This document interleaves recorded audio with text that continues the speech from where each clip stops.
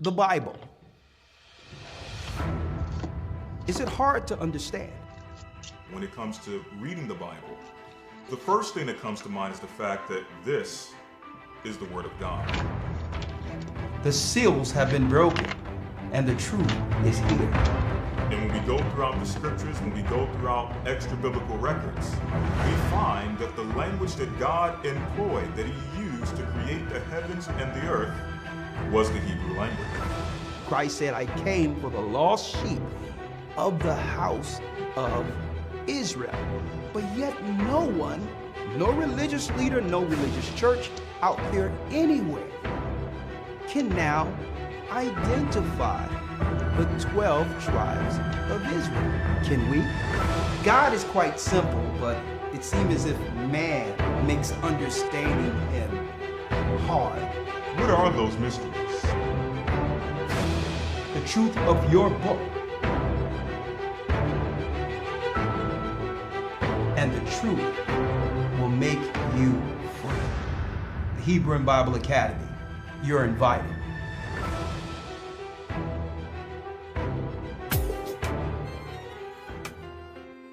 Shalom, shalom. Come on in.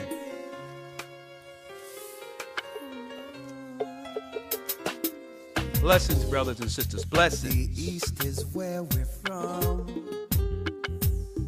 The 12 tribes of Israel. Shalom, shalom. In 721 BC, the Assyrian king, he took us down, we fell. With a great escape, we went through the Euphrates. The Lord held the water still. Blessings. To a land where no mankind dwelt, we went. The 12 tribes of Israel. That's who we be. That's who we be. Manasseh, the Cubans, Ephraim, from Puerto Rico, and Valley from the arms of Hawaii. The Lord is calling back Israel. From Panama, He's calling us back, brothers and sisters. Come on. the Dominicans, AHAYAH's gathering Israel. That's right. The Most High is gathering Israel. I'm Elder Ricard Shiar of the Gathering of Christ Church here with our weekly broadcast. All praises be to the Most High. AHAYAH, AHAYAH is His name in the name of YASHAYA. Through the Rawak, YASHAYA is its true name. There was no such letter as J, so it would have been impossible for anyone to have been casting out spirits in the name of Jesus. Okay, there's so many lies we had to dig through as a people to get to where we are today. In the time of the awakening, brothers and sisters, there's so much going on, and it's to a degree where, folks, I didn't want to wait. I'm like, hold on, 6 o'clock is too late. I'm going to jump right in here. Oh, Apanilwa. I'm doing fine, Apanilwa. I'm doing fine. Thanks for asking. I hope you all are doing fine. I'm blessed, ready, trying to stay warm with the climate being pretty cold. Even in Texas, snow is falling all over the place. And it was told Moses many years ago, right? It was told to our prophets that if we begin to change the time, then the seasons will begin to come, what? In and out of course. And as you can see, in areas that you would normally have sunshine, there's snow. But I digress. We're here this evening to connect the dots for all of you brothers and sisters politically. For those who don't realize or understand, this is a church, the Gathering of Christ Church, but not to be confused with modern Christianity, okay? Usually when you hear church, it's such a negative connotation that comes with it that most people are turned off, not realizing that Christ gave insight while He was walking with the disciples, that in the end days, His truth would resonate through all the darkness. And eventually, our brothers and sisters, those who were chosen to do so, would find truth. Okay? So regardless of the negative connotation that comes from the New World Satanic Church that we see today, the New Age movement when it comes to mega churches, folks, because we didn't give up, even through that adversity, even through the destruction that came through the church, the Most High revealed to us the church that was in position before the fall of our nation, Jerusalem. So I thank the Almighty. Brothers and sisters, if you're fairly new and have been turned off from the word church, stick in here with us, okay? And have some understanding, because even Christ stated that the kingdom is for few. Many shall say, Lord, Lord, didn't I do this?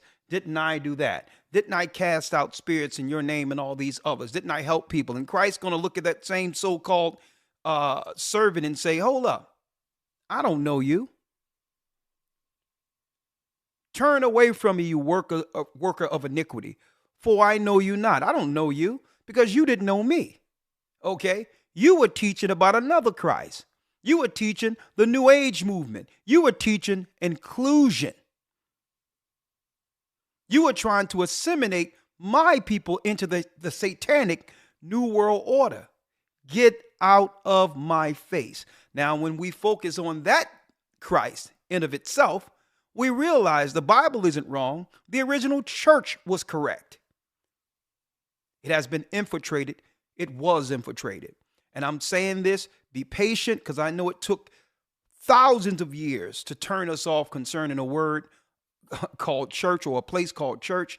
And even it have actually had many walk away from the Bible itself, believing that what we are witnessing in the earth today called church is actually written in the book. So I believe that the Most High, through the Holy Spirit, have done what?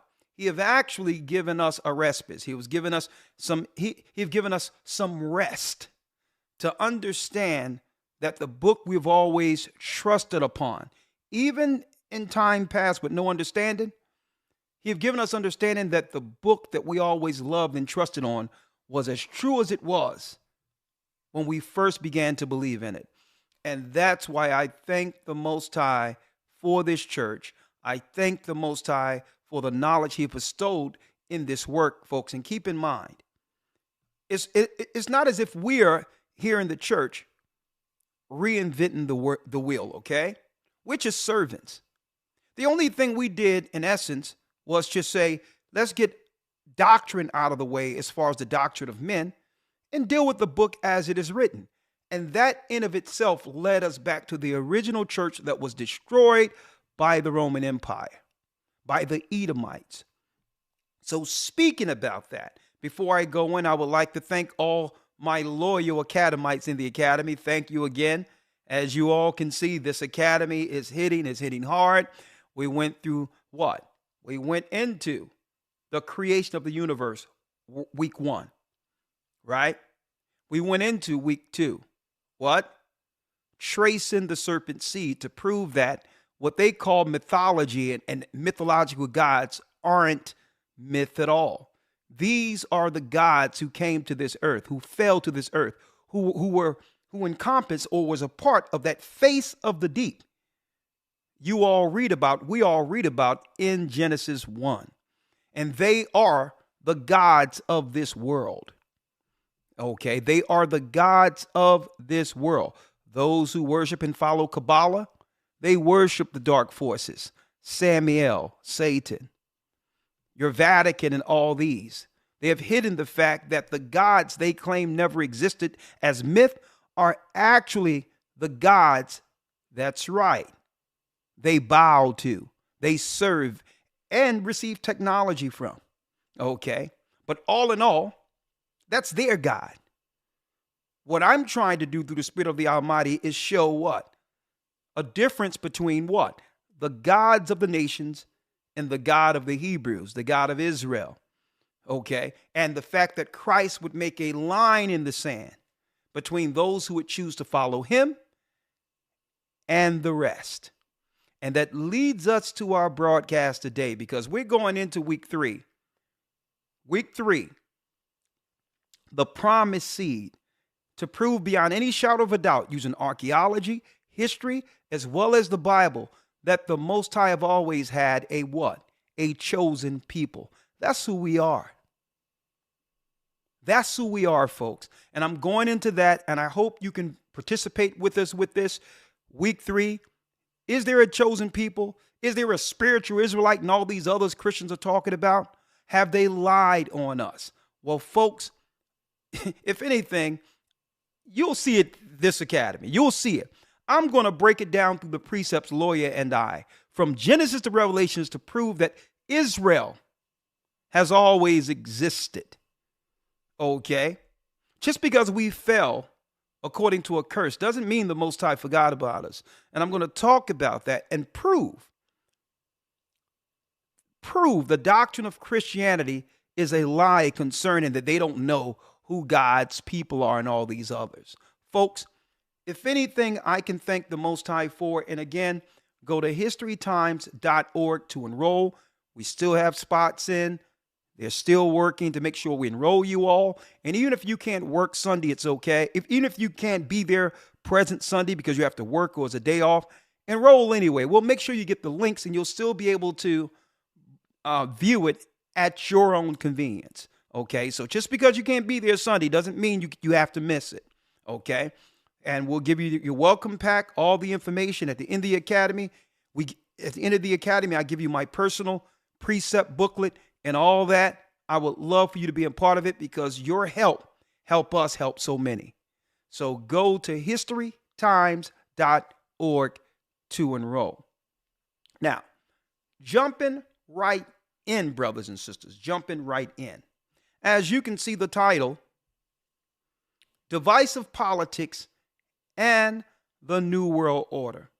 So many people out there try to shame us from talking about politics and the things the Bible describes as prophecy when we go into politics. Let me make this clear, folks. If one don't know politics, you don't know prophecy. There's no way to separate the two. Why do they want Christ dead? Because he was disrupting the social landscape of the world. Okay? Because of the prophecy concerning him coming to free us. The same people whom the Edomites or Romans were depending on to help them build their new world order.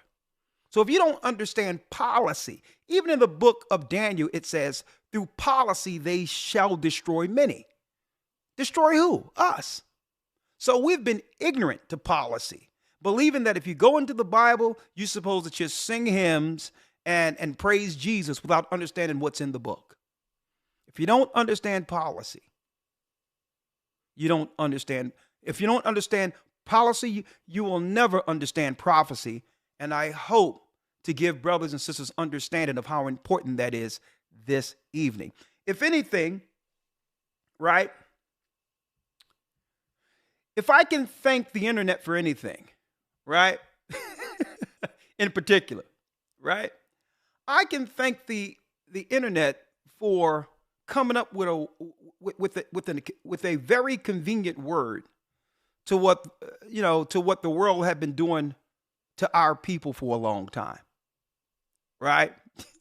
If anything, I can thank the internet for coming up with this one word that quantifies what they've been doing against us. Folks, it seems as if the world have trolled our people forever. Right? If anything, the internet, we can thank the Most High for that word troll, because it seemed as if that's what they've been. Now that we've come to the knowledge of the truth, it seemed as this whole thing have been inside baseball for a few. And anytime we come to the realization that, hold up, are we intentionally being left out and attacked? Is this systematic? We talk to any people. We talk to East Indians. We talk to Jews. We talk to white people. We talk to our own Christian pastors. And they'd be like, well, no. Everything is on an individual basis. Everything is just happenstance. But folks, when we dive into this today, you're going to realize the whole world have trolled the children of Israel for a very, very long time. Right? Hit the like button for us because we are about to jump in. We are about to jump in. Before I jump in, let me say hello to a distinguished partner in Christ, Elder Lawyer. Yes, sir. Shalom. Shalom. Shalom, Elder Lawyer. Shalom, sir. How you doing? I am blessed by the best, and his name is AHAYAH. Let me turn this down a little bit, just a little bit. I'm a little hot. This mic is a little hot. Yeah, I'm going into it today, Elder Lawyer. We have it already, right? I'm going to drop a few things today. I just need you to assist me. I got it all set up. First and foremost, again, you're doing well, right? Yes, sir. Okay, most people would think that we match shirts before the broadcast. You would think so, right? Hey, listen, they have no idea. We had no conversation beforehand, but it's all right. Yes, sir. That's how it is in the spirit, right? That's how it is, right? Absolutely. Here it is. Let's jump right in. Jump right in. Here we go, brothers and sisters. What are we talking about? And we're going to quantify this through the Bible. And at the end of it, what are we to do now that it's understood that there's enemies, political enemies, outside of our people, and the most dangerous are those within our people. We're going to talk about that. Politics and divisive politics and the New World Order. Let's jump right in, starting with Trump, along with a very important sidekick. All right, let's start with Trump on the campaign trail. Because most people believe, Elder Lawyer, that because we speak of the evil politics that come through Democrats or liberalism, that we're Republican. Right? A lot of people might think that, right? Right. But today they're going to understand all of it. Right? Right. Because you cannot have someone who keep stating over and over for years that they're going to build a wall. You can't hear someone say that and not have that in of itself raise a red flag, especially the wall that was built around us before they destroyed Jerusalem. So I'm trying to put this together for people. Just because I told y'all to stay away from evil liberalism, which is Democrats, and the Bible speaks of them, okay? It wasn't to have you run to Trump. Let's make this clear. In essence, you're going to find out there was only one alternative for us the whole time. It was only one alternative. I'm not going to let the cat out of the bag to what that alternative is. Some of you all you probably guess it.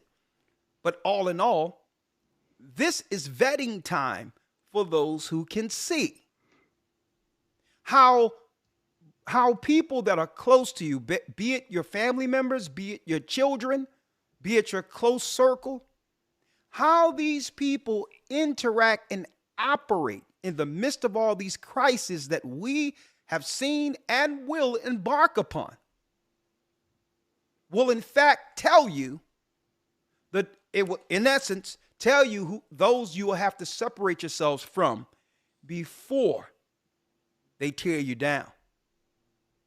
And we're going into history right now, but let's first start with Donald Trump. Okay? And why did I say stay away from liberal Democrats? Well, I'm going to go into that in a moment, but before I go there, I focused on Democrats because that's the party our people predominantly trust. Therefore, everything you see in our community right now is a direct result of those politics.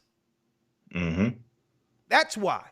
Why would I talk about Republicans when our people don't vote for Republicans?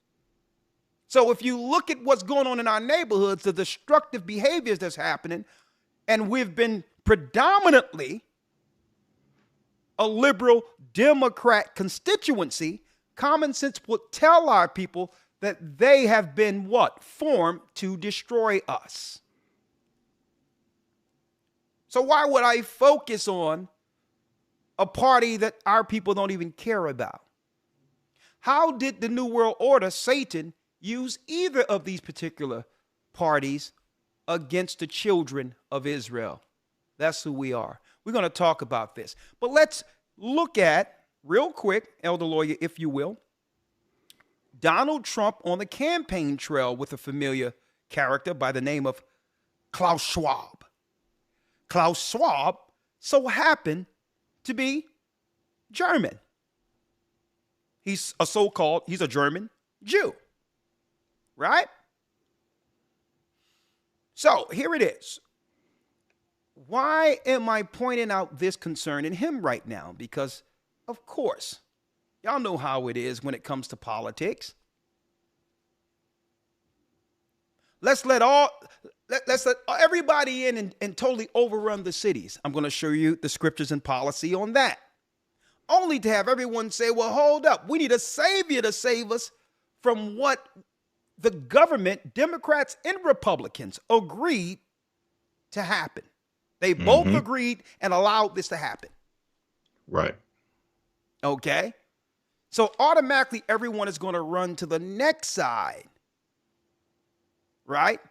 Knowing that both of those parties together allowed the migrants to overrun the cities. Why are they overrunning the cities? And what are the politics in place to remedy or to solve those issues? Well, I guess that's what Trump and this New World Order leader by the name of Klaus Schwab probably were discussing. A matter of fact, it used to be called Bilderberg, but they just had another meeting, Bill Gates and others, with this guy here from the World Economic Forum last week. Now, what they're going to talk about, I'm going to deal with that next week, but I want to focus on what? The divisive politics and the New World Order. Give you a biblical perspective with an answer according to God on how we must roll, understanding that either side has always been against us. Check this out. Fair use for educational uses only. Well, we've loved it. We think it's a great country, a beautiful country, and we have had a tremendous success. Yeah, great success. And this gentleman, as you... He said, we have had what? We have had what? Yeah, great success. And this have had a tremendous success. We have had tremendous success. Now, folks, the guy you see here is more powerful than any politician in the world. Now, the majority of our people would see this particular video and wouldn't understand the gravity of this particular scene here. Now, politically, they walked out there together. Why? For what you call a photo op, a public pronouncing to the world that Trump is on board with the World Economic Forum's agenda. What does that agenda have to do with us? Well, folks, the World Economic Forum shapes the policy that usually comes out of crises. See, one thing, the Constitution means nothing at all in the midst of a crisis. Automatically, all of the decisions go to who? Go to those who are in control over world crises. See? So if there's a cold, if there's a disease, if there's a war, well, guess what, folks? These are the think tanks who dictate what happens in your country, regardless of the laws the citizenry are currently under. Let me play it all the way. Well, we've loved it. We think think it's a great country, a beautiful country, and we have had a tremendous success. Yeah, great success. And this gentleman, as you know, he's done a great job. Thank you very much. This gentleman, as you know. Well, we've loved it. We think Look at this. See this? This gentleman, as you know, has done a great job. Now, the majority of people in the earth, the everyday person, is trying to put food on the table, or you know, or are affected by the gas prices. Wouldn't even think twice about this particular guy next to Trump. But we're here to inform you. Okay? Fair use. Fair use. Mr. Klaus, 3 years ago, stated that we must adjust this earth or be prepared for an angrier world. What does he know? An angrier world? Well, this is fair use for educational and religious purposes only. I don't know how it will play out in November, but what we know is that we will end up with many more unemployed, and particularly also people in the gray economy, which are not. So he knew 3 years ago that many people will end up unemployed. Now think about this. He knew this 3 years ago, folks. At the same time he knew this, the World Economic Forum, under the politics, the world politics of inclusion, right? It's also intertwined into a world without borders. You hear about this when you go into the World Economic Forum when it comes to diversity and inclusion, a world without borders. So they'll have you think that this is some type of asylum situation we're dealing with right now. Well, Mr. Klaus Schwab, if you knew that the world would become angrier 3 years ago for lack of jobs, why would you and other leaders agree to have the inner cities overrun by illegal immigrants or migrants or people that have been made into third world? These people really need refuge based on what was done to Venezuela after the death of Chavez and others. So if you knew that it would make the world angrier, then why have politics where the cities are overran by migrants with no place to stay in the midst of winter? But I digress. Now, the question lies here, Elder Lawyer, and I'm going to ask the people, is there some level of orchestration here? Is some of this politically orchestrated? Now we're gonna have you answer that question in a moment, but I need you to hit the like button. And angrier, look at title. The World Economic Forum founder must prepare for an angrier world 3 years ago.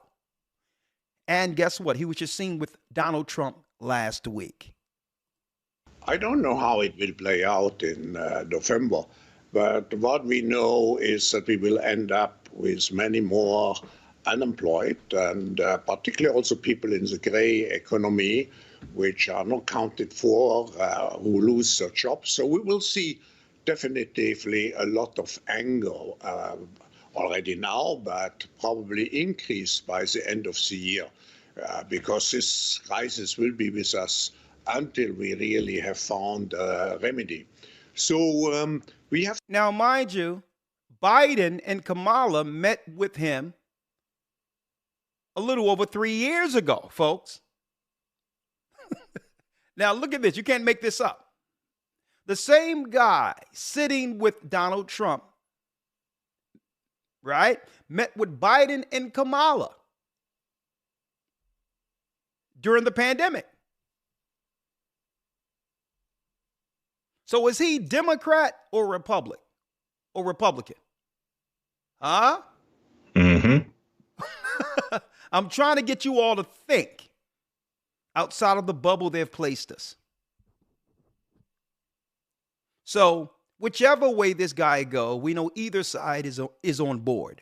Have to prepare for a more angry world, and how to prepare.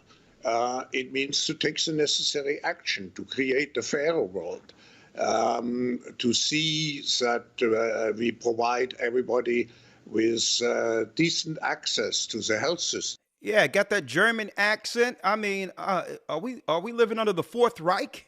That we make sure that those people who are really left behind, and I'm not speaking only on national levels, I'm speaking also internationally. If I see now the tragedy in some of the emerging countries like South Africa, like some countries in East. Listen to the countries he's highlighting here. I mean, why are they always up in our sauce, up in our stew? Think about this. I'm going to show you why in a moment. East Asia. I think it's all, I don't have too many remedies. The remedies have to be discussed through dialogue by the stakeholders of our global system. But by stakeholders of our global system. He's saying decisions have to be made by stakeholders of our global system, not by our elected officials. See, I have to stop this and break it down for y'all so that you brothers and sisters can understand what's going on. So who are the international stakeholders who are making decisions for what you would call free countries? I just see the need for such a dialogue, and I see the need for action. I see the need for a great reset. To what extent? I see a need. Elder Lawyer, you probably missed this.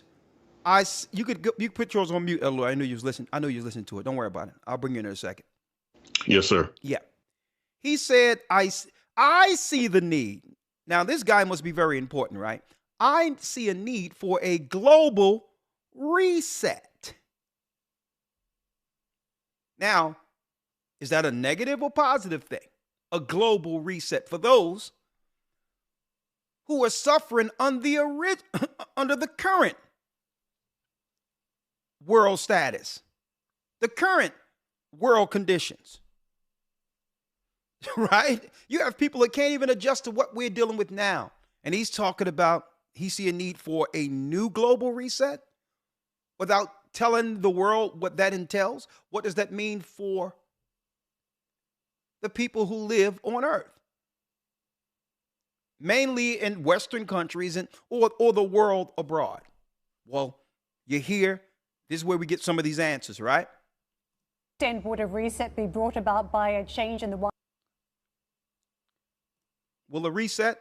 To what extent would a reset be brought about by a change in the White House, the election of Joe Biden, for instance? See? The election of Joe Biden, for instance. So, folks, the reset already happened. When they released the world out of the pandemic, the world was released into a new system. In order to set up a new system, the whole world had to stop to put the what? The new world infrastructure in place. Everything you're seeing now, whether you agree with it or not, came out of the reset. When you look up and you're seeing all these foreign people around you and all that, a world without borders is what they talked about on what? The economic forum, the World Economic Forum. Is what we're living under now, which is really social warfare. What I'm showing you, brothers and sisters, you have to know what a social mercenary look like. What does a social mercenary look like? Mercenaries are usually paid to take out an enemy. Now, what makes them mercenaries is the fact that they're not aligned to any particular army or country. A mercenary is what? You got it. A mercenary is an individual asset who's willing to attack anyone, anybody, under a mercenary contract based on pay. What we are witnessing today, whether it be illegal immigrants or whatever the case is, are mercenaries, because they're not coming over just to come over. They're being paid and being promised payment to destabilize the cities. And we're going to talk about that. These are mercenaries. Fair use, education, and religious purposes only. I don't know. We shouldn't speculate about the outcome of the election. We will see beginning of November, and then we can, in any case, we can, and the World Economic Forum is very open and as an open platform to integrate everybody who is... To integrate. Listen to what he's saying, folks. Don't let his accent go over your head. We must integrate. Listen to what that is, folks. Folks, listen. What is opposite of integration? Segregation. Remember, I've told you this. We're going backward now in a moment. Segregation, desegregation was the New World Order's plan to destroy us. The opposite of integration is segregation. Follow me here. Is willing to address those issues in a spirit, which means... in the spirit of Satan, obviously. To exercise here true global citizenship. I want to just pick up on... True to exercise, you better hear this, to exercise true global citizenship. Now, you're already a citizen of a country, right? So what have you been integrated into? We're going to talk about that in a moment. Okay, there's nothing new under the sun. These people have never had an original idea. What he's saying is exactly out of the scriptures. That's right. From throughout history. That wicked one around 137 BC of Antiochus Epiphanes. And we're going to talk about that in a moment, right? So they never had an original idea in their lives. It's because our people don't understand history. You don't understand where this is going. Right? On some of the economic projections in your book, you tackle what the future may look like. And at this stage, we're grappling with various letters of the alphabet, whether it's a V or a U or perhaps even a symbol, a tick shape. Can you just give us some clues about the growth down the track, what we can expect? What can we expect? First, if you look at it at the national or global level, at the macroeconomic level, one of the things we address very much in the book and we are concerned is the increased debt level. We spend about 10 trillion worldwide to deal with the short-term negative effects of the pandemics. But we should be aware we are just increasing our debt situation. And we were already very much debt loaded before we went into... Now, mind you, folks, a disease that could cripple the world was discussed under the same forum years before it actually happened. That's not allegedly. It's in the World Economic Forum's on their website. To the crisis. So how to get at the end out of this debt situation is still a big question mark. Second, let's see if it's a big question mark, folks, because this guy, I kept my eyes on him in particular. Why? 1 second. Let me turn to one moment.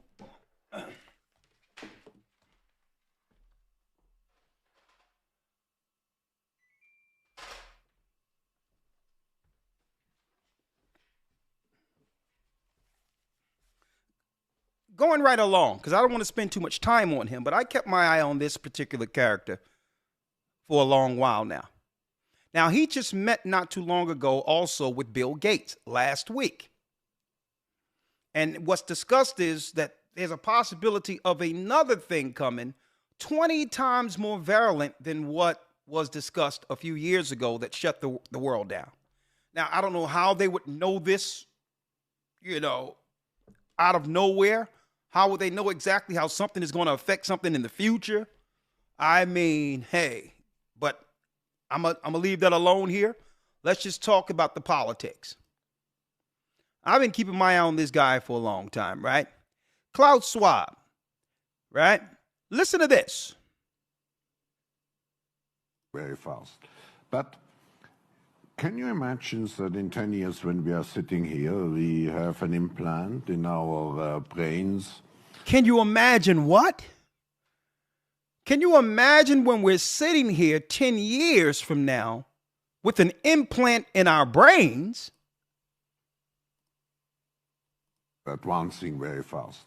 But can you imagine that in 10 years when we are sitting here, we have an implant in our brains, and I can immediately feel, because you all will have implants, and we measure your brain waves, and I can measure your brain waves. He says, he told everybody in the room. So all of them must be down with this. Well, we all going to have it, right? Advancing very fast.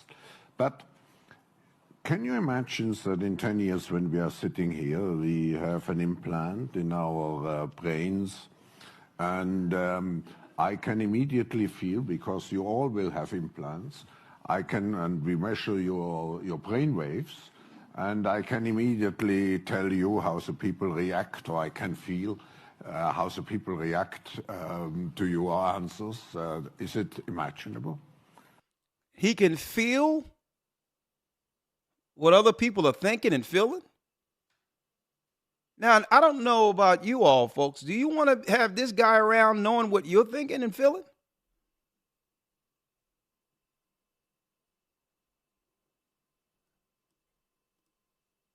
Advancing very fast. But can you imagine that in 10 years when we are sitting here, we have an implant in our brains, and I can immediately feel, because you all will have implants, and we measure your brain waves, and I can immediately tell you how the people react, or I can feel how the people react to your answers. Is it imaginable? I think that is imaginable. I think I think, you can imagine that. You can imagine, well, you're going to be sort of transplanted into, the internet, so to speak, to live forever in a digital realm. You can imagine that, you just in your biological incarnation are going to live to be some, very long age. Yeah. I can't imagine it. I cannot imagine it. I cannot imagine it. Let me get to the next thing here. Klaus Schwab was born in Ravensburg, Germany, and received his academic education at the Swiss Federal Institute of Zurich, the University of Freiburg, and Harvard. Listen to this, folks. And Harvard University. Remember that. Graduating with a doctorate in engineering, a doctorate in economics and social sciences, and a master in public administration, right? Who is he? The founder of the executive chairman World Economic Forum, so that when you see things like this, you'll understand prophetically where we're going. Wake up, folks. Well, we've loved it. We think it's a great country, a beautiful country, and we have had a tremendous success. Yeah, great success. And this gentleman, as you know, he's done a great job. Thank you very much. Thank you. And this guy, as you know, have done a great job, right? I'm just filling the blanks for y'all now. Now we're going to get to our next guy by the name of Carroll Quigley. Right? Carroll Quigley. Right? Now, he came into prominence around the Nixon administration, an author and others. Right? Let me drop this for you. Okay, he was also a main component within the politics during the time of FDR, Franklin D. Roosevelt. And this guy is serious because he told us exactly what we're experiencing in our communities in the United States right now. He said exactly how it would happen. Who is he? Look at it clearly, folks. And I'm going to give you the prophecies and the Bible prophecies and understanding on this of who we can relate these so-called world leaders, philosophers, and I would say esoteric seers to, right? Carroll Quigley, right, was an American historian and theorist of the evolution of civilizations. He is remembered for his teaching work as a professor of Georgetown University, folks. But look at this here, right? And his seminal works, The Evolution of Civilizations, An Introduction of Historical Analysis and Tragedy and Hope, A History of the World in Our Time, in which he states that the Anglo-American banking elite have worked together for centuries to spread certain values globally. Now, look at his life and career. Look at where we're going here. Where was the Bushes? What were they about? Harvard and Yale, Harvard and Yale, Harvard and Yale, right? The first guy, Klaus, even though he was operating, he was born overseas, he studied at Harvard. Now we got the life and career. Born in Boston, Quigley attended Harvard University, where he studied history and earned a BA, an MA, and a PhD degrees. He taught also at Princeton in New Jersey, and then at Harvard, and then from 1941 to 1976 at the School of Foreign Services of Georgetown University. Now, why am I bringing up this man here, Carroll Quigley? Well, listen to what he said would happen. What would need to happen between the Democrats and the Republic in order for the corporations to bring in the New World Order. And he stated this in 1976. And yeah, by the way, for fair use and educational purposes only, I need y'all to hear this and hear it good. And a matter of fact, let me cut up on the captions so that you can hear what he stated in 1976 concerning the Democrats, the Republicans, the citizens, the state, only a few minutes, as well as how the corporations were going to come in at the very end. Listen to this. Good evening. My name is Peter Crow. I'm the Dean of the School of Foreign Service, and it is my privilege on behalf of the school and the Department of... Hold on. I'm going to make it so you all can see it. Fair use. Let me put fair use over here. Educational purposes only. And let me move it up so you can all see the closed caption. You know, those things were recorded so many years ago, right? So many years ago. It was recorded many years ago. So it was transferred from audio tape onto video so we can understand it today, okay? So bear with the grainy audio, okay? Please bear with it. Listen to this carefully. another Harvard graduate. Listen. Good evening. My name is Peter Crow. I'm the Dean of the School of Foreign Service, and it is my privilege on behalf of the school and the Department of History to welcome you to the renovated Gaston Hall and to an occasion this evening at which we honor an established institution and inaugurate a new one. The established institution is Professor Carol Quigley, whose teaching has quickened and disciplined the minds of generations of School of Foreign Service students. Now, hold up. Let me get straight to it. One moment. Let me get straight to it. Let me get the one I want. Hold on Quigley. 1 second. I'm going to jump straight to it. 1 second, Elder Lawyer, all right?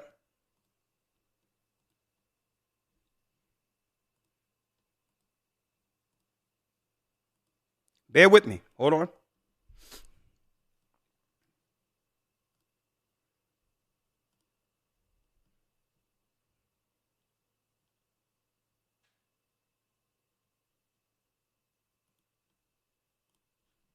Let me get it here.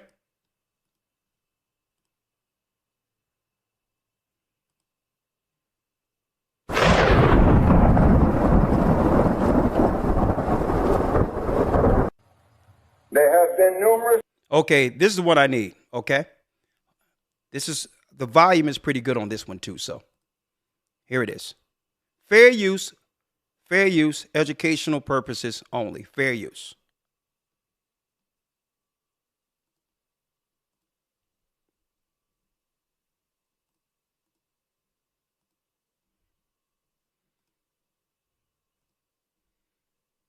Okay, we good.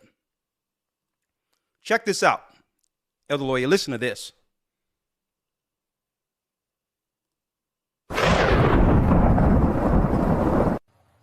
There have been numerous books published. There's been numerous books published. Let me put the closed caption on. Hold on.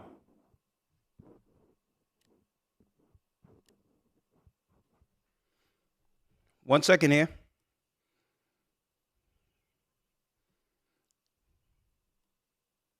There we go. There's been numerous books published. Listen.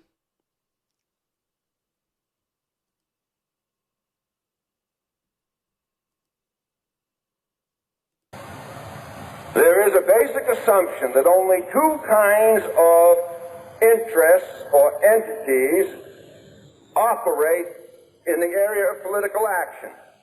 That is, individuals and the government. There have been numerous books published with such titles as Man versus the State. I know two of those. Both appeared, I think, in 1906. We hear about big government as a threat to the individual, and so forth and so forth. Conservatives now are telling us that we must curtail government, cut government spending, cut government powers, reduce government personnel. Now, he's saying on the conservative side, on the conservatives, it's saying that we should have what? Smaller government, right? Smaller government, less spending so that the people can have what? From the conservative side, the Republicans, a better quality of life, being able to save and hold on to their money. That's the conservative side he's talking about now. That to take the power out of government and give it to the people, right? Listen. For the sake of making individuals more free. So that you'll be more free, right? The more money you have, the more you can determine the outcomes for you and your family. That's the conservative side. This was 1976, folks. Listen. hand, are still telling us, as they have for a long, long time, liberalism is who? Democrats. in order to make Hold up. Liberalism are the Democrats. So there's two thoughts of thinking amongst the citizens that the government use as a form of control. One say, well, we're anti-government when it comes to all the spending and all these others. Government should be there to pave roads, give us military to protect our borders, and to stay out of the way of citizens, free citizens, law-abiding citizens who are operating under the Constitution. Stay out of our business. But check out the liberals now. Liberals are Democrats. Conservatives now are telling us that we must curtail government, cut government spending, cut government powers, reduce government personnel for the sake of making individuals more free. Liberals, on the other hand, are still telling us, as they have for a long, long time, that in order to make individuals free, we must destroy communities. Oh, look, the liberals are saying in order for us to make the people free, we must destroy communities. That's the Democrat ideology. So you wonder why our communities are destroyed? This is the modus operandi. This is why the liberals operate to destroy communities to have their own outcome. Right? Liberals or Democrats must destroy communities. Now, this is the party that we've been aligned with to help our people in the ghettos, folks, in the inner cities. Did y'all know this? More free. Liberals, on the other hand, are still telling us, as they have for a long, long time, that in order to make individuals free, we must destroy communities. By communities, I mean villages, ghettos and cities, ethnic groupings. Ethnic groupings? Isn't that us? Hold up. Hold up. Ethnic groupings, religious groups, folks. The freedom we are afforded today is because our people stood up who believed in God. The civil rights movement came grassroots out of the Christian church, the black Christian church at that. So it says the liberals were put in place to destroy communities, ghettos, and religious groups. Things, listen to this clearly, anything which is segregated, which means separated from outside forces or influences. See? Because if we are over our own institutions, our own schools, now they can't come in with poisons or anything else and advise us to do something contrary to the group. Right? Religious group. So liberals are set up to destroy the foundations of what our people have always stood for. Segregated. We must destroy them so that all individuals would be, if possible, identical. So that all people, if possible, can become identical. Including what? Boys and girls. Including boys and girls. 1976 tells us they knew why the Democrats was set up from the beginning. We're at the last phase of the liberal plan to destroy us. Long time. That in order to make individuals free, we must destroy communities. By communities, I mean villages, ghettos and cities, ethnic groupings, religious groupings. Now you wonder why all of the natural, cultural, artistic value we brought to this country has now been totally eradicated and erased before us. You notice that? We were identified culturally as a people based on what? Based on what came out of struggle and all that, right? Rap became what? An art form, speaking against justice, speaking to what we experience, and now it's become Nas X. Nas X. Gospel was music speaking to what? The grassroots understanding of our slavery to one day make it back to Zion, and it became Kirk Franklin and Tyler Perry. Right? Even the music of our women who used to sing about love. There's nothing like my guy. He may not be a movie star, but he don't have to be rich. He don't have to be high value. But when it comes to being happy, we are. There's not a man today who can take me away from my guy. They switched her out with Little Red, with Sexy Red. Harlotry. This was the plan. Integration. Ethnic groupings, religious groupings, anything which is segregated, we must destroy them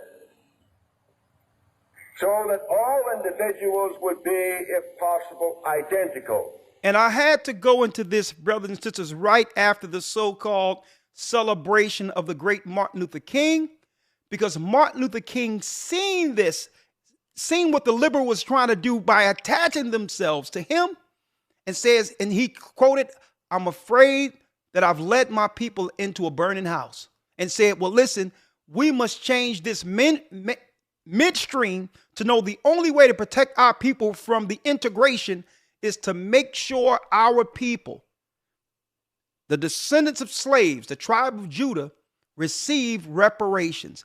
If we're not financially taken care of first, these other people are going to come in and utterly decimate us. Utterly decimate us. And he knew it. He knew what? He knew the innocence from a large scale, being that we were predominantly a Christian people, could not rival the evil we were getting integrated into.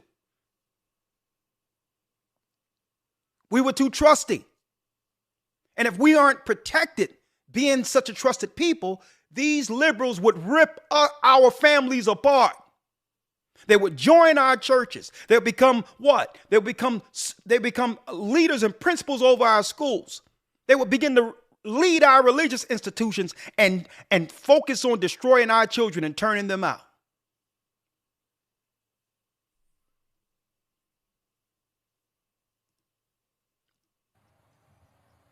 We must destroy them so that all individuals would be, if possible, identical, including boys and girls.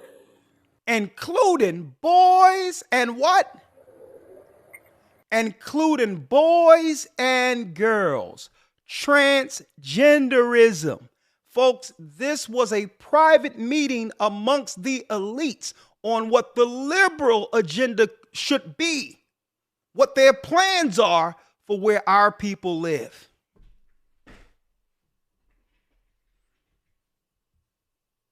Huh?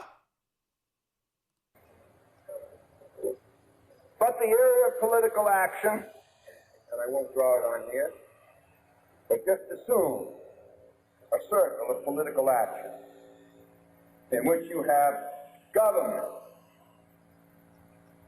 individuals acting in there. But you also have at least two other groups, really three others, voluntary associations. Voluntary associations, folks. They was going to use activism. Voluntary associations who are mercenaries. They're going to come in under the guise of philanthropy in our communities as if they are for our causes. But the people who were for our causes had to be what? Had to be silenced first so that they could hijack protesting and activism. So they'll do it through voluntary associations like the satanic Marxist Black Lives Matter.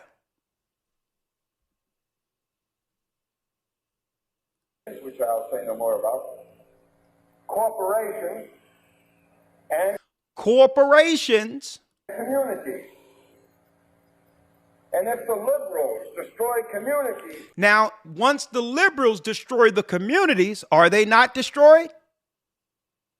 For the sake of the individual. For the sake of the individual.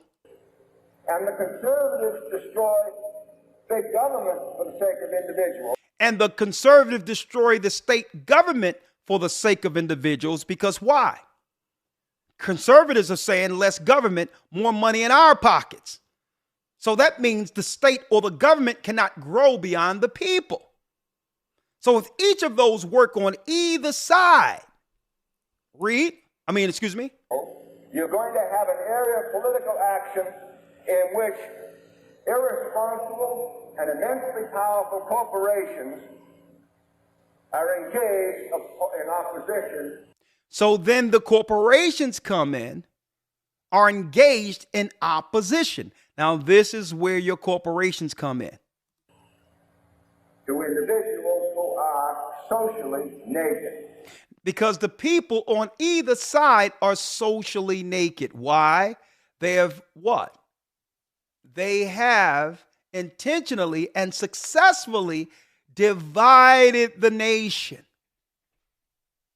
Now the corporations, strengthened by the banks and industry and all that, international industry, can now control that particular country through what?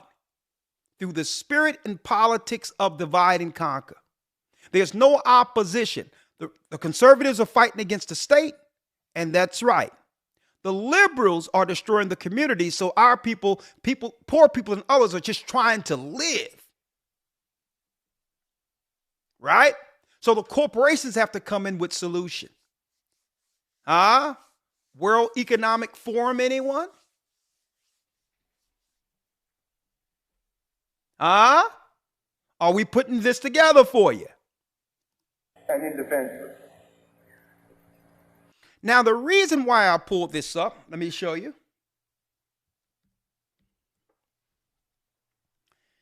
There are 3 basic ways to win obedience, right? Here's one of Quigley's quotes.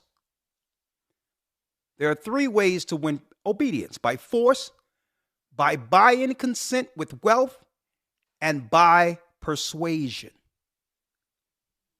Quigley, Harvard professor, right? Now watch where I'm going here.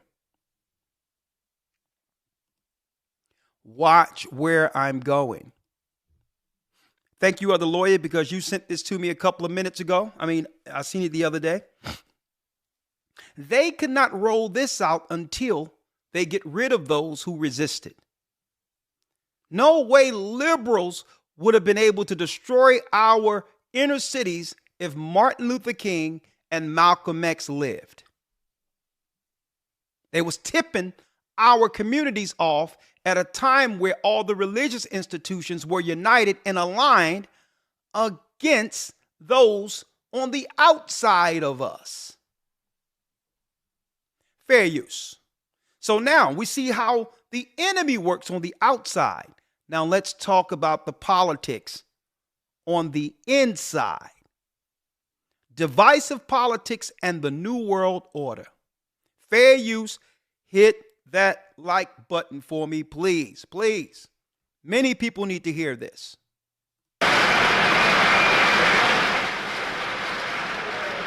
All the other slave education, a little education, fed him well, and even gave him a little education, Gave him and dressed, took Tom Now notice Malcolm is going to start off with people who brag about degrees. Now look at what the enemy does with their degrees, and look what our people does with theirs. It's like we get a degree just to brag to other people within our community that's gone to hell about our education. Look how they take their education for full control, and look what we use our education for. But I digress. Not that education is bad, right? But is our education used like utilized like theirs? But I digress. Malcolm. The slave master took Tom and dressed him well and fed him well and even gave him a little education, Gave him a long coat and a top hat and made all the other slaves look up to him. Then he used Tom to control them. The same strategy that was used in those days is used today by the same white man.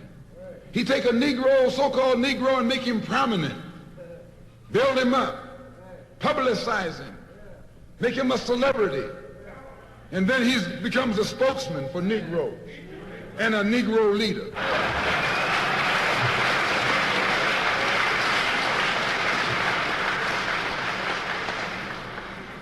I would like to just mention one thing else quickly, and that is the method that the white man uses, how the white man uses these big guns or Negro leaders against the black revolution.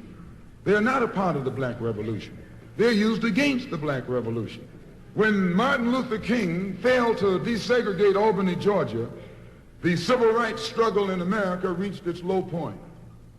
King became bankrupt almost as a leader. Plus, even financially, the Southern Christian Leadership Conference was in financial trouble. Plus, it was in trouble, period, with the people when they failed to desegregate Albany, Georgia. Other Negro civil rights leaders of so-called national stature became fallen idols. As they became fallen idols, began to lose their prestige and influence, local Negro leaders began to stir up the masses. In Cambridge, Maryland, Gloria Richardson. In Danville, Virginia, and other parts of the country, local leaders began to stir up our people at the grassroots level.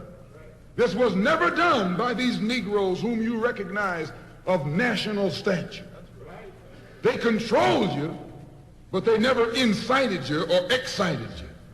They controlled you. They contained you. They kept you on the plantation. As soon as King failed in Birmingham, Negroes took to the streets. King got out and went out to California to a big rally and raised about, I don't know how many thousands of dollars. Come to Detroit and had a march and raised some more thousands of dollars. And recall, right after that, Wilkins attacked King, accused King and the Corps of starting trouble everywhere and then making the NAACP get him out of jail and spend a lot of money, and then he accused King and Corps of raising all the money and not paying it back. This happened. I got it in documented evidence in the newspaper. Roy started attacking King, and King started attacking Roy, and Farmer started attacking both of them. And as these Negroes of national stature begin to attack each other, they begin to lose their control of the Negro masses. And Negroes was out there in the streets. They was talking about, we're going to march on Washington. By the way, and right at that time, Birmingham had exploded, and the Negroes in Birmingham, remember, they also exploded. They began to stab the crackers in the back and bust them upside the head. Yes, they did. That's when Kennedy sent in the troops down in Birmingham. So, and right after that, Kennedy got on the television and said, this is a moral issue. That's when he said he's going to put out a civil rights bill. And when he mentioned civil rights bill and the Southern crackers started talking about they were going to boycott it or filibuster it, then the Negroes started talking about what? We're going to march on Washington. march on the Senate, march on the White House, march on the Congress, and tie it up, bring it to a halt. Don't let the government proceed. They even said they was going to go out to the airport and lay down on the runway and don't let no airplanes land. I'm telling you what they said. That was revolution. That was revolution. That was the black revolution. It was the grassroots out there in the street. Scared the white man to death. Scared the white power structure in Washington, D.C. to death. I was there. When they found out that this black steamroller was going to come down on the Capitol, they called in Wilkins. They called in Randolph. They called in these national Negro leaders that you respect and told them, call it off. Kennedy said, look, you all letting this thing go too far. And old Tom said, boss, I can't stop it because I didn't start it.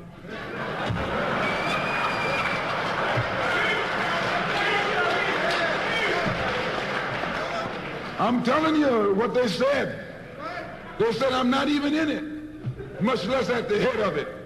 They said, these Negroes are doing things on their own. They're running ahead of us. And that old shrewd fox, he said, well, if you all aren't in it, I'll put you in it. I'll put you at the head of it. I'll endorse it. I'll welcome it. I'll help it. I'll join it. A matter of hours went by. They had a meeting at the Carlisle Hotel in New York City. The Carlisle Hotel is owned by the Kennedy family. That's the hotel Kennedy spent the night at 2 nights ago. Belongs to his family. A philanthropic society headed by a white man named Stephen Currier called all the top civil rights leaders together at the Carlisle Hotel and told them that by you all fighting each other, you're destroying the civil rights movement. And since you're fighting over money from white liberals, let us set up what's known as the Council for United Civil Rights Leadership. Let's form this council, and all the civil rights organizations will belong to it. And we'll use it for fundraising purposes. Let me show you how tricky the white man is.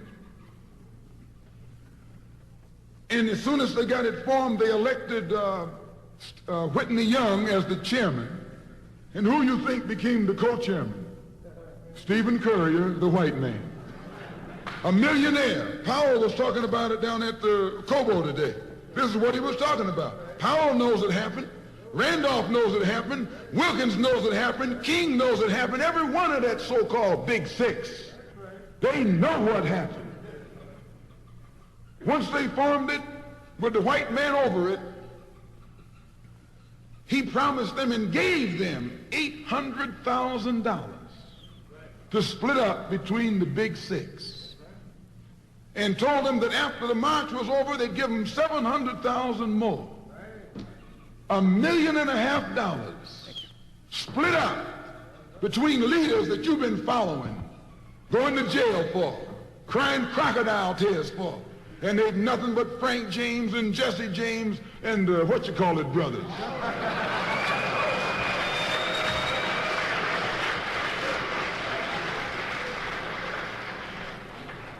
Soon as they got the setup organized, the white men made available to them top public relations experts. Opened the news media across the country at their disposal. And then they begin to project these Big Six as the leaders of the march. Originally, they weren't even in the march. You was talking this march talk on Hastings Street. Is Hastings Street still here? On Hastings Street. You was talking the march talk on Lenox Avenue. And down on, Fillmore Street. And Central Avenue. And 42nd Street and 63rd Street. That's where the march talk was being talked. But the white man put the Big Six ahead of it, made them the march. They became the march. They took it over. And the first move they made after they took it over, they invited Walter Reuther, a white man. They invited a priest, a rabbi, and an old white preacher. Y'all hear that? Total infiltration. Total infiltration to bring in and to hijack where we live. Through activism and liberalism, they hijacked it. And now when you hear about civil rights, you hear about someone's sexual preference. Rusted, what's his name, Elder Lawyer? Rusted who? You talking about Bayard Rustin? Bayard Rustin is all you hear, because they use that as proxy to claim that someone's sexuality has an impact on who they are as an activist for our people now. It wasn't the fact that he was black. It was the fact that he was homosexual. Well, if you open that up that way and say, well, his sexuality had something to do with it, it wouldn't take anything for a white lesbian who was what? On the outside of us as far as activism goes, and a white homosexual who was outside of activism as far as our people go, and have them become integrated into our systems and leaders over our social programs. See that? Malcolm spoke about this. Yes, old white preacher. The same white element that put Kennedy in power, labor, the Catholics, the Jews, and liberal Protestants. Same clique that put Kennedy in power. The same clique that put Kennedy in power, folks. He named him, he wrote it off. Had a hand in what? Misdirecting the whole civil rights movement to integrate it so that liberalism could come in and destroy our people. Right? What we have before you here.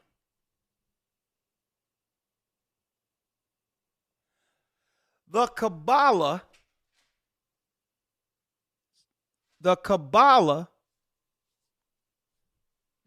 look at it. Historic symbol of control. I'm going to step away just for 1 second. Yeah, no problem, Elder. The Kabbalah. Right? Let me go here.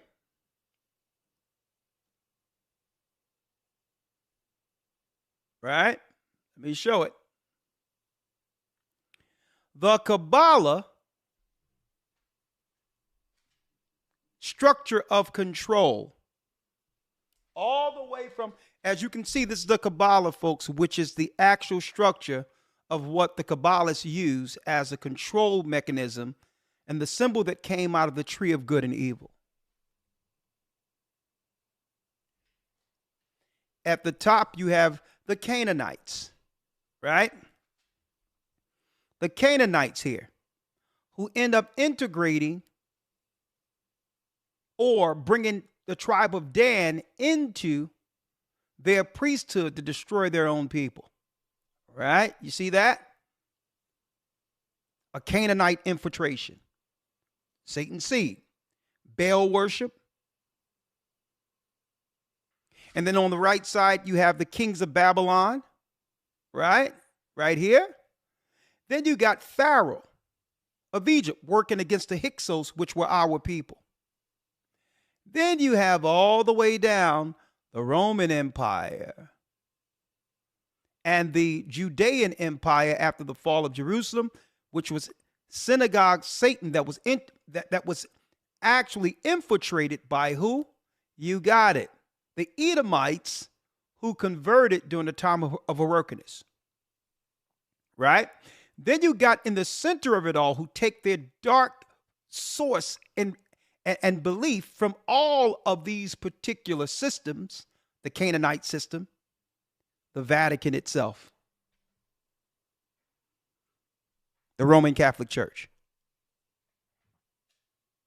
And then you got the Knights Templar, who have hid themselves under new names, modern names like apologetics. Then you have the Khazars, the Romans who went into Khazaria during the 3rd century under the name of the Basilians, okay, who became the serpent people and eventually integrated into what we call today a different form of Judaism.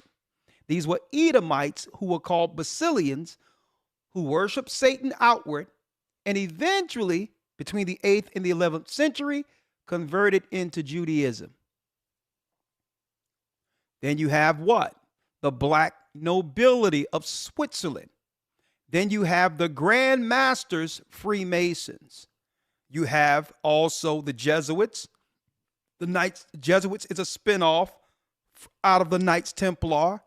And then they founded the New World Order, which is the Illuminati, 1776, under the Bavarian government. The Illuminati was formed. And out of that came what? Novus Ordo Seclorum, the New World Order, right? Now, I'm going to be talking about this and more, right, as we go deeper into bringing this together. As we come closer to the end, you're going to be hearing about how the Baal worshipers and all that are under one big political cabal against the children of Israel. Now, Elder Lawyer, are you with me? Yes, sir. Now, before I go into some scriptures to resolve all of this, of what we've seen with Klaus, how they were seeking to destroy us by taking down the walls of segregation, only to infiltrate and destroy us. That's where regenerification really came from.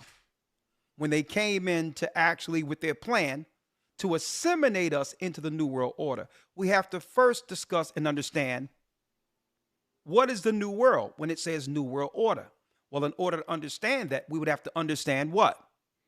The nuances of the old world. Right? The New World came out of what? The diaspora, when our people was what? Divided in 721 BC, when the Northern Kingdom and the North American Indians and others traveled over into new lands. And then later, our people were destroyed in Judea and ran into different parts of Africa. We ran into different parts of Spain, right? And we was conquered by the Edomite Christians as well as the Ishmaelite Muslims, right? So they found us in the New World, and needed to do what? There was a need for an order of the New World, because what? The Roman Empire already had the old world on lock. So when you hear the word New World Order, brothers and sisters, in a nutshell, they're telling you that they must consolidate and control the people of Israel who are scattered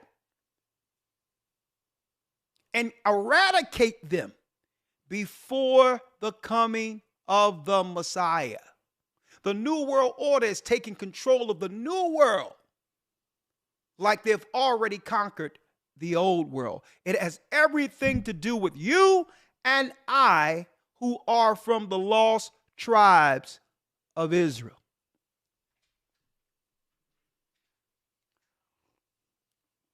So when they say New World Order, a lot of people don't understand the optics of that. You don't understand what it is.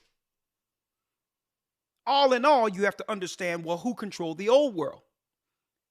And why would there be a need for a new world? When they conquered the Americas, right, amongst their so-called conquerors and others, they said that they found what, folks? The new world. And now they're looking to establish, after finding these people, a new world order. Well, who are these people they found? Right? The New World Order is to actually do what? Find the children of Israel and overcome them before the second coming. I'm quantifying this for you. But what's tough about this, Elder Lawyer, is the fact that We're not just fighting the enemy without, with the Democrat and Republican and all that who have always aligned themselves against us. We're fighting those within us. The biggest issue we have is the same issue Malcolm X pointed out, Martin Luther King pointed out, that the enemy is going to be the enemy. But why is there always someone amongst our own people seeking to help the other side destroy us? So, Elder Lawyer, if you may, let's grab a few of those real quick. Yes, sir. Let's go to the book of Maccabees, the first chapter, 1 and 10 first. Yes, sir. Maccabees 1 and 10. Now, why am I going to Maccabees 1 and 10? For those who missed it, just to give you a quick overview here, a synopsis here. For those who missed it, Donald Trump was just seen with this guy right here. He was just seen last week with that guy. Okay. Who is that guy you see before you? He is Mr. Klaus, the head of the Economic Forum. The head of the Economic Forum. You've seen him prominently during the time of what? During the time of the pandemic. Right? Shaping what? The politics, financially and otherwise, for the world to come. Knowing that eventually, after the reset, the whole world would be what? It would become angry and defiant based on the new policy coming directly out of Europe. He's a German. Okay? He's a German. Okay? Who is he? Klaus Schwab, who said what? Eventually, that they have a plan to make sure that people have chips in their brain. Right? And then I brought up who?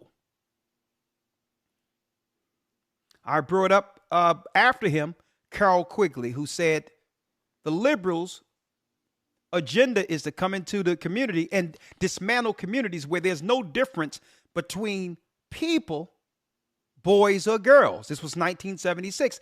And in order to do so, they must tear down all religious institutions, right? You see what's going on right now? They must tear down any ghetto or ethnic things that individualize or separate us from the rest, which is our culture. They had to infiltrate and destroy from the inside. And then it gives full power to the corporations to destroy both sides. The liberal side that was set up to destroy communities, and the conservative side that was set up initially to fight government. So to what? Allow citizens to have finances for their families going forward.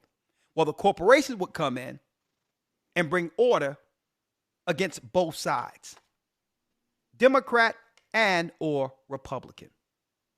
And I'll play it later for those who missed it. All right. Now we're going to show you, according to the Bible, the agendas that they're pushing. And why are they pushing these particular policies or agendas on either side, Democrat or Republican? Well, it comes from an ideology, from a man called Antiochus Epiphanes. Right? Elder Lawyer, if you will, and this is second century BC. Right? If you can, Elder Lawyer, let's start at the 10th verse. Yes, sir. First Maccabees 1 and 10.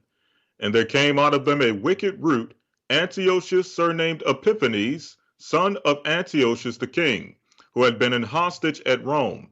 And he reigned in the 137th year of the kingdom of the Greeks. In those days there went out of Israel wicked men. They went out amongst our people, like Malcolm spoke of, during his time. Speaking of these so-called educated Negroes, who use their education as a badge of honor, not to free their people, but to get along with those who've enslaved us in order to destroy our people, to look down on the uneducated. Right? Esau gets a master's degree, enjoying Harvard, and he used that education to do what? Empower and to keep his people in control. We get an education only to brag to other slaves that, yeah, master has accepted me into his house. Mm-hmm. And to only hold that as some type of leverage over the people, that we should use our education, that we should use our power to help set free. Help free the people, not align with the enemy who have destroyed our people. And that's why it says here, under Antiochus Epiphanes, in those days were there out of our people wicked men. Right? Mm-hmm. Read. Who persuaded many, saying, let us go and make a covenant with the heathen that are round about us. For since we departed from them, we have had much sorrow. Listen, man, let's get down with the government and we can change them from the inside. See? Mm-hmm. You got to know how to play the game. That's what they'll tell you. When the game plays you. Mm-hmm. Okay? See, that's the excuse they'll give to our people after they sell out. When they already have a mind to sell out. Well, when I get in there, we need somebody on the inside. Right. Right? 12th verse. Let's read it. Yes, sir. Verse 12. So this device pleased them well. Then certain of the people were so forward herein that they went to the king, who gave them license to do after the ordinances of the heathen. Who gave them license to do after the ordinance of the heathen. So when you agree with the heathen, as long as it's destroying our people, you get a free pass, right? If they're going to push drugs in your community, well, it got to be those who are aligned under the program to do the BS of the secret government. If some old fly-by-night guy come out and get on the corner and try to get some money, they're going to say, well, hold up. Which group is he a part of? Is he certified? He's getting in the way of our businessmen on the street. And then guess what? The DEA and others will come and take out the little guy who's disturbing the guy that's set up to destroy our community. So you think they're coming in to take the drugs out? No, the drugs will always be there, obviously. They're stepping in when someone think that you don't realize it's a monopoly here, that you have to play ball to be a part of that monopoly, even if it's street. If it's street business, it's still organized. It's called organized crime. Mm-hmm. Understand this. So if you're going to do wicked, you have to be a part of that cabal, of that Kabbalah I showed you about, that I broke it down for you. You have to be certified and have a license to operate. And then you know what? The police and others, they were like, we know who doing what, but guess what? We are told not to touch them. Now, how do you know the police? The police can be told not to touch something. Well, you see it right now. You got people that are operating in the country as illegal immigrants, without papers, without visas or nothing, and the cops can't touch them. Right? So obviously, you can be given a license to do whatever you want to do if the government is using that to destabilize the new world. The new world is where the children of Israel were scattered. Right? Do after the heathen, come on. 14. Whereupon they built a place of exercise at Jerusalem. Sports. According to the customs of the heathen. According to the customs of the heathen. What did Malcolm X break down? Well, if they could now bring in entertainers or athletes, these will become the new leaders controlled by Caesar, by the Edomite powers, by the liberals who are destroying the communities. They don't need anyone that's politically inclined or believe in the Bible. They need what? They need respected followers. And as long as you follow the status quo, you have a license to do whatever you want. Why do you think, P. Diddy is getting so upset right now? Because he thought he was allowed to do what he was doing. Mm-hmm. No one stopped him. I need y'all to think about that. I need y'all to think about that for a second. Somebody was telling him, don't worry about it. We'll take care of that. Just go ahead. Do what you do, man. Do what you do. We got your back. He got a license to do what he was doing to our people. See? It's a license. You can't go that long and do all that. So, but hold up. But if you refuse to play ball, that license can be revoked at any time. Mm-hmm. R. Kelly thought he had it made in the shade. He's like, well, okay, I'm going to just make sure they just turned 18 now. At least they're legal. Then he came and started talking about stuff like money, royalties, money for his children. He started talking about where's my catalog? And it was like, oh, we gave you a license to do whatever you wanted to do. We had a case where on paper you were married to a 15-year-old girl about 20, 30 years ago. You forgot about that? He's like, he's like, well, hold up. That's been 20 years ago. No, we gave you license to do all that. Mm-hmm.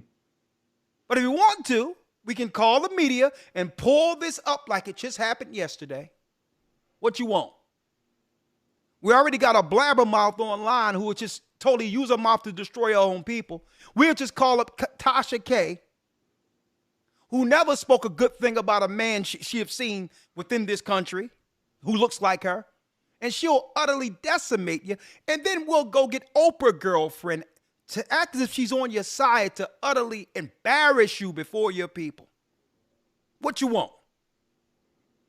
See, you think you got it clean and all that, but no. They give you a license to roll to a degree where you think you're untouchable. Same thing I'm reading right here. Mm-hmm. See? Same thing I'm reading right here. Whereupon they built a place of exercise at Jerusalem according to the customs of the heathen. Right? Read. And made themselves uncircumcised and forsook the holy covenant and joined themselves to the heathen and were sold to do mischief. And made themselves uncircumcised. They started operating in the fashions and even in the customs of the Gentiles. Right? Like you see, you got my man who? Kanye West, who are running around, even though he believe in God, understand the Bible, and then he's running around and trying to say that, hold up, I'm the one who made skinny jeans famous. I made that a fad. He's bragging about some tight pants, feminizing boys. That feeds right into the liberal agenda where it says there'll be no difference between boys and girls. I'm going to play that a little later. See, they'll give you a license as long as it falls into the plans to destroy the children of righteousness. Read. Jumping down to 41. 41, let's get it. Verse 41. 41, hold on. Moreover, King Antiochus wrote to his whole kingdom that all people, or that all should be one people. That all should be one people. The liberal plan of Democrats is right here. I'm going to play it in a couple of seconds. Mm-hmm. They must destroy the walls of religion, of culture, of anything that separates us from the rest. So that at the end of the day, we should be what? One people. Why do you think after destroying the church, after the cough happened, you looked up and there was every religion, every different religious persuasion in your neighborhood at once? right? So to eventually have all people mix. And by mixing, you'll lose your culture, your tradition, what made us different, what made us special. Okay? In respect of, or in contrast of every other people, become diluted and or mixed out of existence. Think about what I'm telling you here. He says, moreover, King Antiochus wrote to the whole kingdom that all should be what? All should be one people. One people. I'm gonna bring in quickly in one moment. Read. 42. And everyone should leave his laws. Everyone should leave his laws. You shouldn't follow the laws of God. This is where they got the New World Order from. Leave their own laws, right? And folks, let me tell you, it's to a point where other nations come in and do what? They integrate into us so to destroy the essence, the power of our culture. They integrate into us, right? You'll see cats come up out of nowhere, untalented, no nothing, like DJ Khaled. When years ago, it'd have been like, no, brother, we don't need no beats. Do you have Egyptian musk? Mm-hmm. Okay. Do you have Egyptian musk? That's what we need from you. We don't need you come in and misappropriating our culture. Mm-hmm. See, but the Bible tells you about this. Like, hold up, brother. What you selling prayer rugs around here? We don't need you in our culture. Right. And everyone should leave his law so that all the heathen agreed according to the king, the commandments of the king. Read.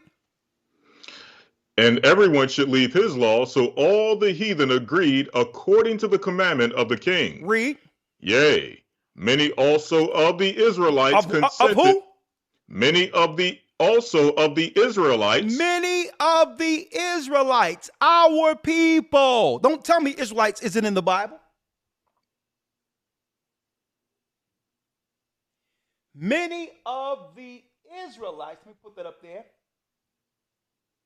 Many of the Israelites, go ahead. Consented to his religion and sacrificed unto idols. Sacrifice unto idols, like our Christian churches today. These are Israelites in there acting a fool. Mm-hmm.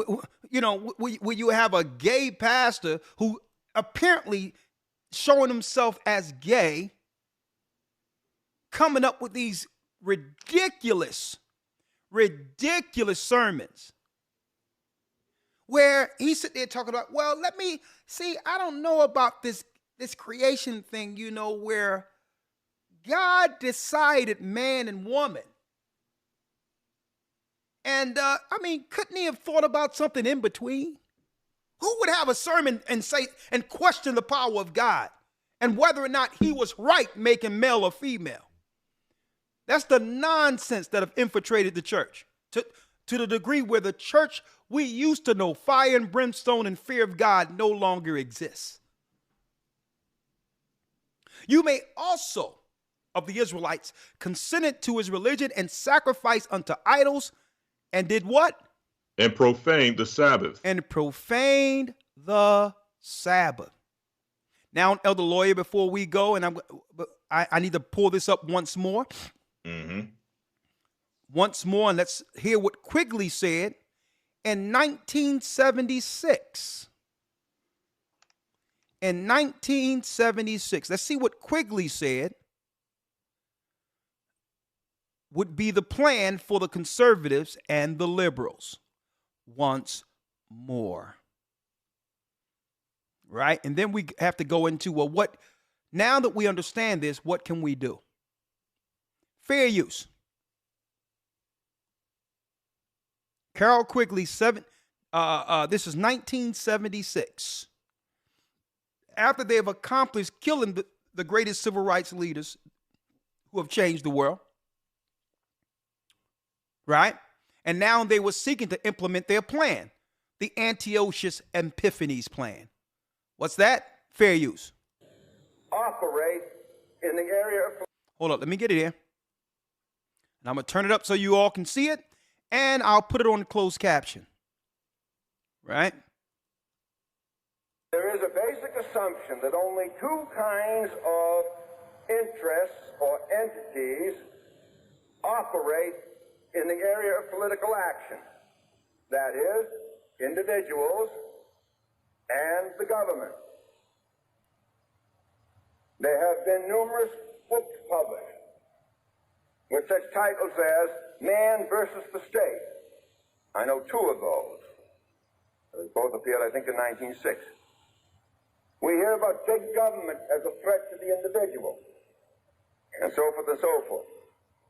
Conservatives now are telling us that we must curtail government, cut government spending, cut government powers, reduce government personnel. That's the Republicans. For the sake of making individuals more free. Liberals, on the other hand, are still... Liberals are Democrats. Liberals, on the other hand, well, what are their positions for the United States or the world? Telling us, as they have for a long, long time, that in order to make individuals free, we must destroy communities. We must destroy communities. This is the liberal agenda discussed. Folks, this came right after the civil rights movement.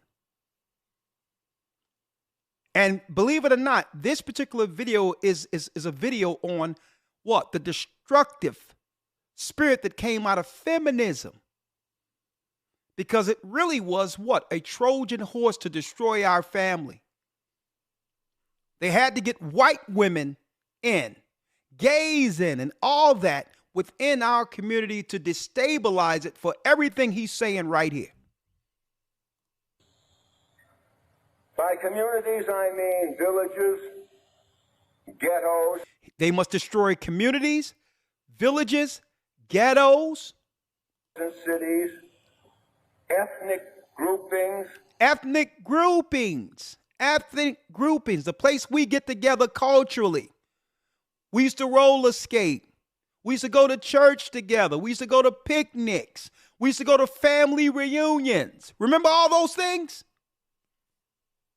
Remember that? We used to play hopscotch outside. We used to go outside across the street and play football. Ethnic groupings. We used to put boom boxes out in the schoolyard and make our own concerts for free. Remember that? Everything they said they're going to do through Democrats, they've accomplished.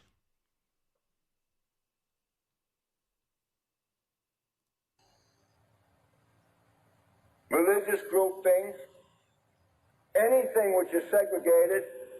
Anything that was segregated.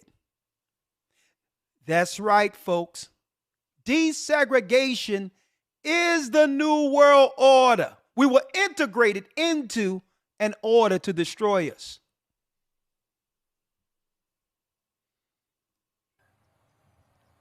We must destroy them so that all individuals would be, if possible, identical.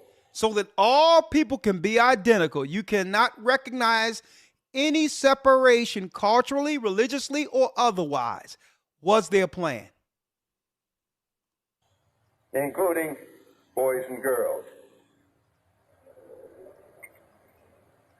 Including what? Including boys and girls. We must get in, destroy their ghettos, and you will not know the difference between their little sons and a little girl. We will switch it up. We'll destroy them at the root of their existence. We'll feminize the boys and we'll turn the girls masculine so to not either of them will hate one another and therefore no longer bring forth the children who will one day judge our children as the children of Israel.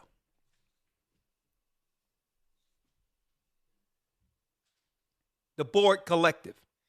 Right on. You right on with that, cat. The Board Collective. Did y'all all know, folks, that that's an old philosophy that came out of Antiochus Epiphanes, the wicked one?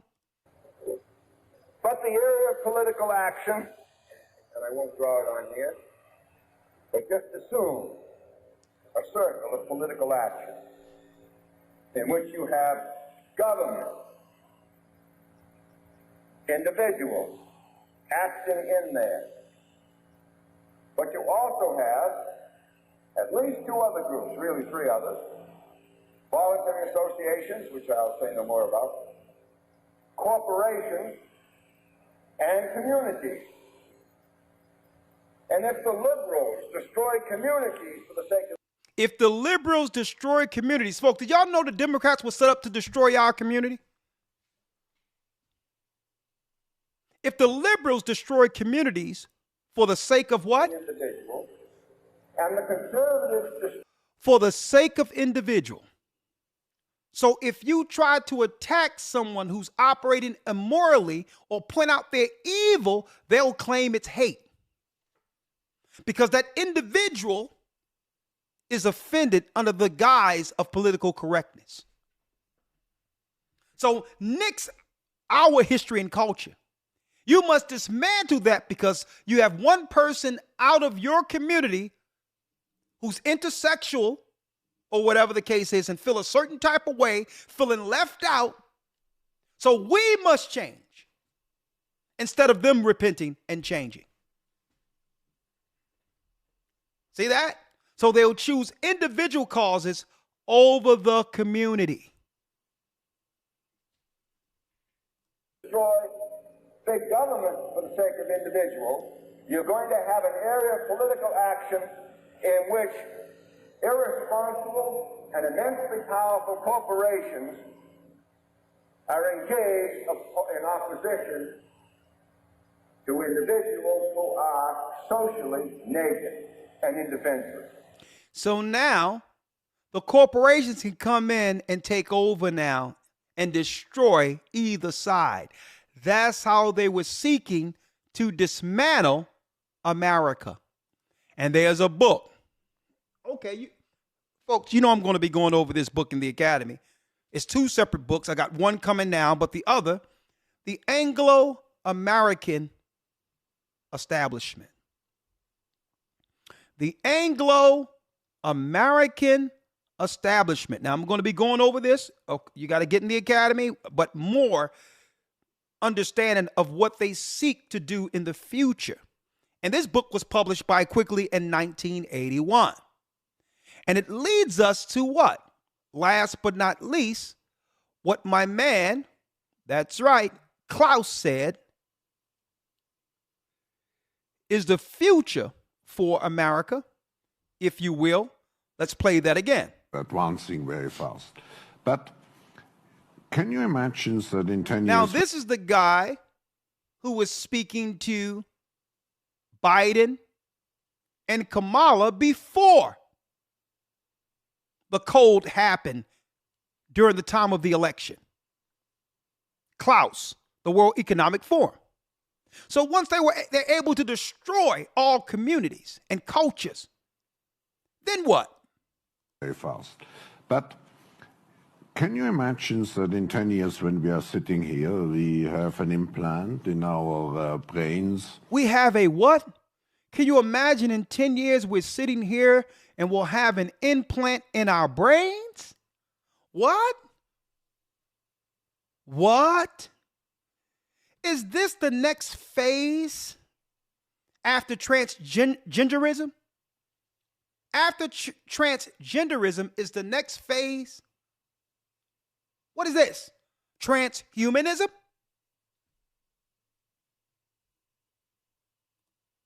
That in 10 years when we are sitting here, we have an implant in our brains. And I can immediately feel, because you all will have implants, and we measure your brain waves, and I can immediately tell you how the people react, or I can feel how the people react. He's talking about chipping people's brains. He was just with Kamala and Biden before the last election, and now conveniently, now that everyone have soured on them and are pro-Trump, last week we see him here. Well, we've loved it.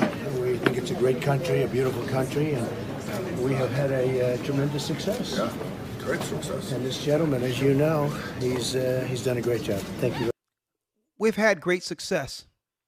Folks, that was at the private meeting that used to be called the Bilderbergs last week, aligning the next world plans, including America, with its next president. So this guy actually don't care about your political affiliation, because the world powers operate and control either side. Now, where are we going? Let me tell you where it goes, Elder Lawyer, and then I'm going to hand it to you. Anything you'd like to say based on a few things I've discussed earlier? This is where it goes.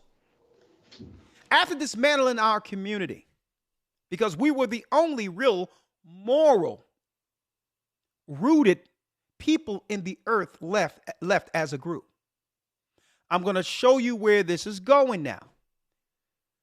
After destroying so many of our people through the last event that led to everything shutting down, people getting used to not actually what? Being at an actual brick and mortar for work. Phase you into not conditioning you not to go to work, so that one day when they close things down, there'll be no work to go to. At the same time, while doing this, opening up the borders with people who have already been destroyed, our people and others. Also using Chinese and others as mercenaries to come in along with the people who have suffered as a cover in our communities to take all the jobs that are left. And then the survival of the fittest, which means, what are you going to do if you're in the cold knocking on doors and no one is letting you in and there's no food? Crime. Crime. This summer is going to be a what? It's going to be a bloodbath. There's others that are saying that people are being let out of they're emptying their jails and bringing all of them, promising them finances to come over into these inner cities to destabilize us. Now, when the crime come on the scene, what is Trump right now running on? He's running on the fact that he's going to stop these migrants from overrunning the city and build the wall. We're going to build the wall, right? So now, it's convenient that a wall is built around America like it once was around Masada before the fall of 70 AD. At the same time, criminality is at its height to a degree where the guys he's standing, they know what happens when you put people crowded like animals into one area. When the cartels come to take corners and all that from our people who are suffering already on the corner when they shouldn't be there. Gang wars popping out. Then Donald Trump must now maintain order. He must maintain order with the military, but not just any military. Because there's no enrollments, the enrollments are down in the military, especially after what happened. Especially after what happened with the pandemic. Many people had to leave the military, and many aren't enrolling. But the Chinese and others, they said, are coming over now. And the Senate and others are saying, well, it's a breach of security if we don't have our defenses secured. And if we can swear these people in and make them citizens immediately to protect the integrity of our government, We must enroll some of these people if they're willing to fight for America. Now we have mercenaries almost in our military at the same time the borders are closed. Folks, what we're talking about, right? This administration that comes next will be in essence the years of Vespasian and Titus. And when we shall see Jerusalem compassed with armies, that means you look up and there's no physical representation of your people in authoritative positions. When you look at the police and you're looking at Chinatown, when you're looking at the police and these people aren't speaking your language, know that that's the sign. When the majority of the authority who are armed have no vested interest in you because they don't know you, understand what 70 AD looks like in what? In our modern times. For the people who don't want to listen, the Most High is saying, for our people, even the Gentiles, repent. Because we're going to have to make a separation, even if it's those that are in our family, for those who've been working against our interest. And I'm speaking of our moral interest.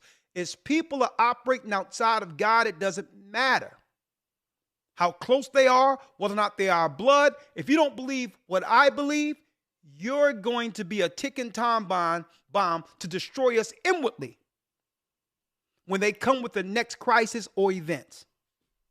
So it's time for us to start separating ourselves from people that's even close to us who are anti-God, anti-Christ, anti-law. And this is to be continued. Elder Lawyer, what say you? Yes, sir. I just want to quickly touch on the point you were bringing out earlier, dealing with basically globalism and multiculturalism and things of that nature. Okay. We've been so brainwashed in this time that to hear the opposite of globalism, multiculturalism, i.e., all nations coming together under one banner, no borders, no separate cultures, no separate religions, no separate ideologies, just one ball of basically confusion. With all nations coming together, some people may ask, well, what is wrong with all nations coming together and unifying under one belief system, under no borders, under one culture? Wouldn't that eliminate the issues that we have based on our differences? And the answer to that is this. After the Tower of Babel, and this is whether you believe the story or not, according to the Bible, we have the story of the Tower of Babel. After that event took place, it was never meant for all nations, families, kindreds, and tongues to reunify and come back together under one umbrella, at least on this side of the earth. Because when it first happened, all nations unified, all nations, all kindreds, all tongues unified together. They came together with the sole purpose or the unified purpose to actually fight and war against God. So when we see that playing out and everything we've been seeing in basically the past century has been progressing towards this one plan to bring everything together under one global system. As the title states, a one world order or a new world order.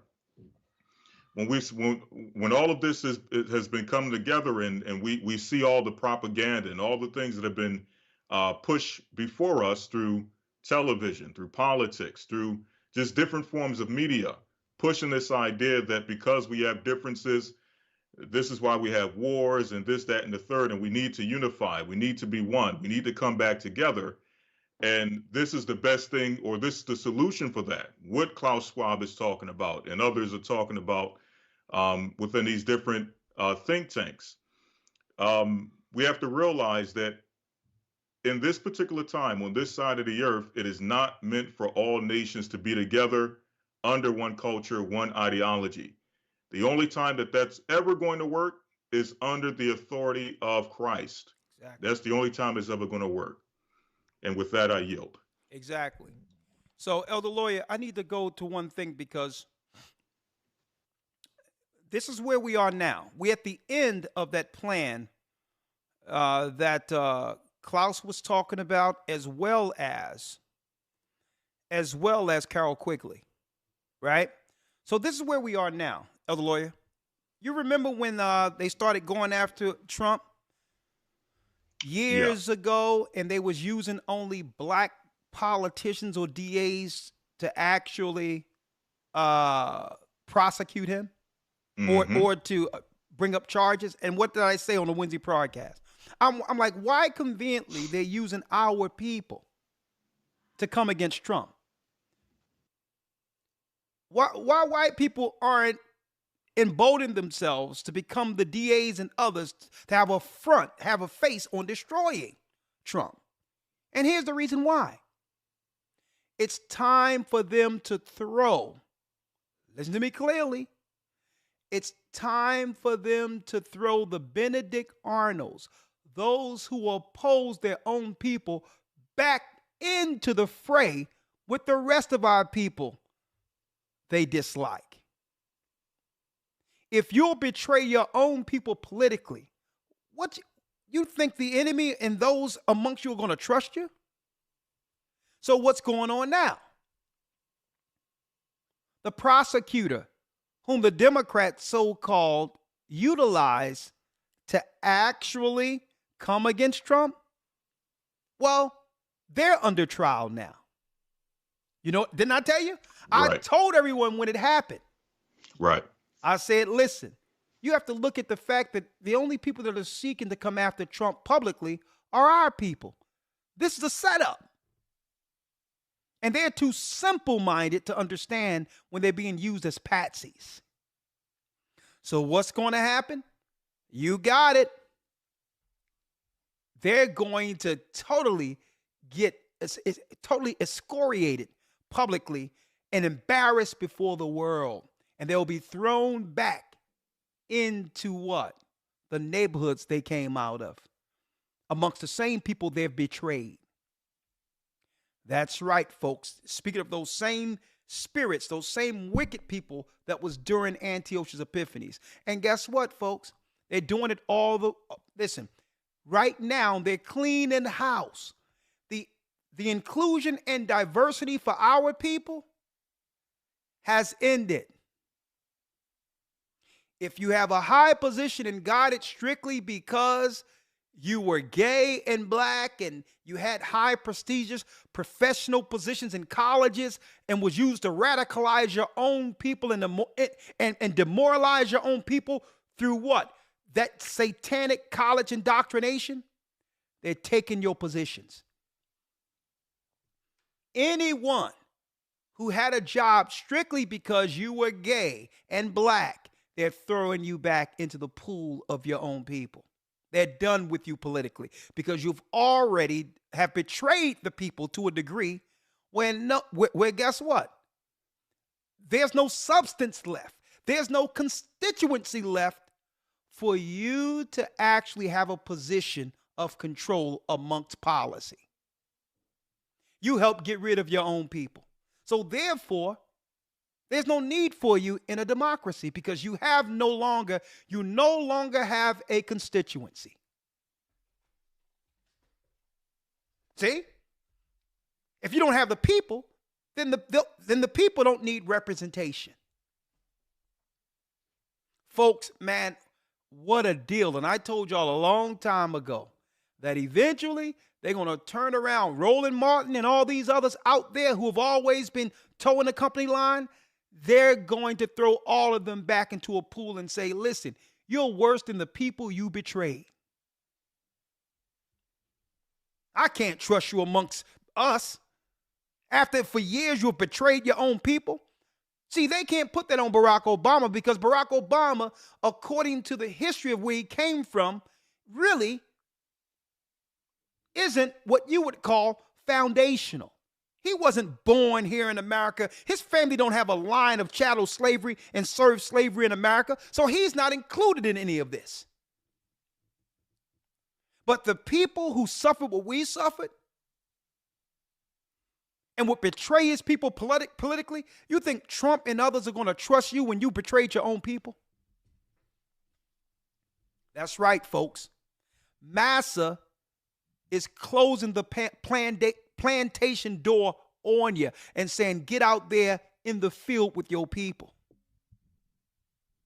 You'll be like, well, you're going to be like, well, hold up. I'm diverse. I'm intersexual. They be like, we don't care about none of that. We just use that to demoralize and destroy you and your people.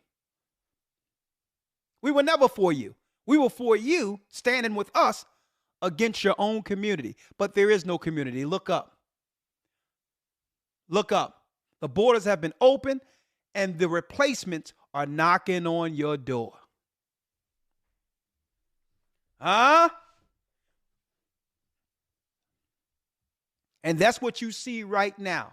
What you see right now, every time you turn on YouTube, you see another TD Jakes hit. You see another P. Diddy hit. Every time you come up, somebody else talking about P. Diddy and all that. What you're seeing right now is all those who were utilized to harm our people thrown back into the fray with the rest of their people. And don't forget, overnight, within 24 hours of them dropping some dirt on P. Diddy, folks. Think about that. Overnight, there was a check cut for like $10 to $30 million that his family will never see, his children will never see. I need y'all to think about that. And folks, think about this, folks. All those who sold us out working in the corporate offices, under feminism and all these others working against their own interest. They're doing, guess what? They're firing all of our people who are in position, operating with, that's right, slave massa and choosing him over the man. All those jobs will be what? Controlled through AI going forward. There'll be no need for someone answering the phone and all these others. They're throwing all the corporate betrayers. They're throwing all the corporate betrayers of their people back into the fray with their people. That's where it's going. That's where it's going, folks. Make it a double. Who are you talking to? That's where it's going. All those cushy corporate jobs. And folks, Eloy, it's deep how they did this. Because think about all those who have degrees and all that with no job anywhere that could ever settle all of that debt. Debt slaves. Mm-hmm. That's where it's going. And folks, we pulled out the information on that years ago in the academy where what? People are going to have to work off their debt in camps. Yeah, we're going to pay you money, but you got to work off that debt. They're not going to call it camps because it's going to be loose where you can go in and out sometimes. But that debt, why do you think Biden say he's not going to relieve debt? Oh, no, we tried to do it, but the Republicans, they stood up against it. Oh, but you can have $300 billion for illegal immigrants under the guise of asylum? They can forgive your debts overnight if they wanted to. And then another thing, they flipping everything. Courts, when it comes to the courts. Now they're looking to put in the law that before a man can put his name on a birth certificate, that's right, DNA must be proven that the child is theirs. And that will be attached to, and if the money comes, it's not going to come directly to the person. It must go through the government first in case there's arrears that belongs to the government first, when really, that's right. The recipients of child support will only get 10 to 15 to 25% of any money coming through the courts. And on top of that, the so-called asylum seekers or illegal immigrants and those who identify as LGBTQ will now be first in line for housing. Here we go. Here we go. So what are we going to do? Elder Lawyer, just for the sake of, before I bring people in on, if someone asks you, based on everything I've just dropped that's coming, and it's coming, there's not too many things that we've dropped because everything we've dropped comes out of the Bible concerning where the world is going. If someone came to you and say, man, I believed in this country, but this country that I believed in no longer exists, Elder Lawyer, what should I do? Huh? What would you tell them? It's a very good question. I'm going to yield. I'm going to yield to your answer. My answer is repent and be baptized. Okay. In the name. Right. In the name of Christ. Put off your sin and get on the right side of judgment, because judgment is literally knocking on your door. That's it. All right. Yes, sir. There it is. Let me open up the 515-605-9327. We're going to try this. Elder Lawyer, we're going to have an early night tonight. I wanted to show people the divisive politics and policy of the New World Order and the fact that you can't trust either side. It's Esau against Jacob. And even Esdras asked, well, how long will this be? And the Most High came back to Esdras and says, well, we're between the hand and the heel. When Jacob took hold of Esau's heel, well, folks, we were pulling Esau down, even when he was coming out of our mother's belly. Our mother's womb. Okay? We were pulling them down. Right? So we're between the hand and the heel. And we started pulling them down, not intentionally, but by us beginning to follow the law, their empire began to crumble. So they began to initiate those who would be willing to betray us into their politics to destroy us inwardly. Only long enough to destabilize us. And now that they've regentified everything, there's no need. There's no need for the betrayers anymore. There's no need for those who have actually, folks, politically aligned themselves against their own people. You're going to see all these so-called politicians exposed. All of them. And folks, I said this, and listen to me good. Keep your ear to the ground. Keep your eyes out there. If they say that the next big disease or something out there came out of Africa. If they begin, if it's not China, and they say it came out of Africa, just understand what that means. Just say hypothetically that the next one come that leads to a crisis and shutting everything down or whatever the case is Africa. What would that mean for our people in Africa? Because it was already seeded for us to believe that all diseases come out of Africa, which is straight nonsense. Okay, it's already seeded. They're already making you believe that everybody in Africa is dying of malaria or anything else. When if you ever been to Africa, you'll realize none of that is the way it's being propped up and reported over here in the Western world. Okay? It's a way in which you can control the comings and goings of a particular country. That's what it is, a form of control. Because at any time, if something happens and there's a threat that comes out of the country, don't forget it was Trump who said what? It was Trump who said, we cannot let any planes land here from China. China cannot land any planes over here until we get this thing working. Remember that? No planes from China. Remember that? Well, suppose it switched to Africa. Now no one can claim it's racism because Trump did the same thing to protect Americans when he thought something came over from Wuhan. Remember, you heard it here first. And then we can discuss what that means for our people in Africa, which is really the last battleground before the coming of our Lord and Savior, outside of the war with Iran that's actually happening right now. All right?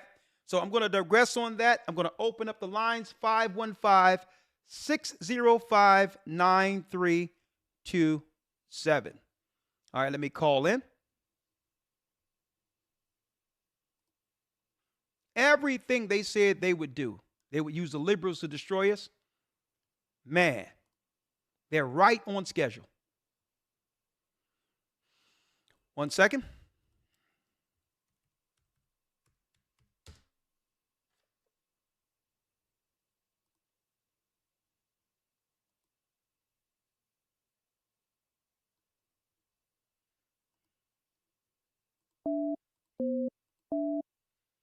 It is. All right, 1 second. Blog Talk Calling. Let me get it here.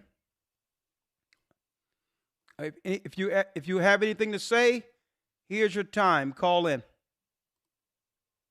Add participants.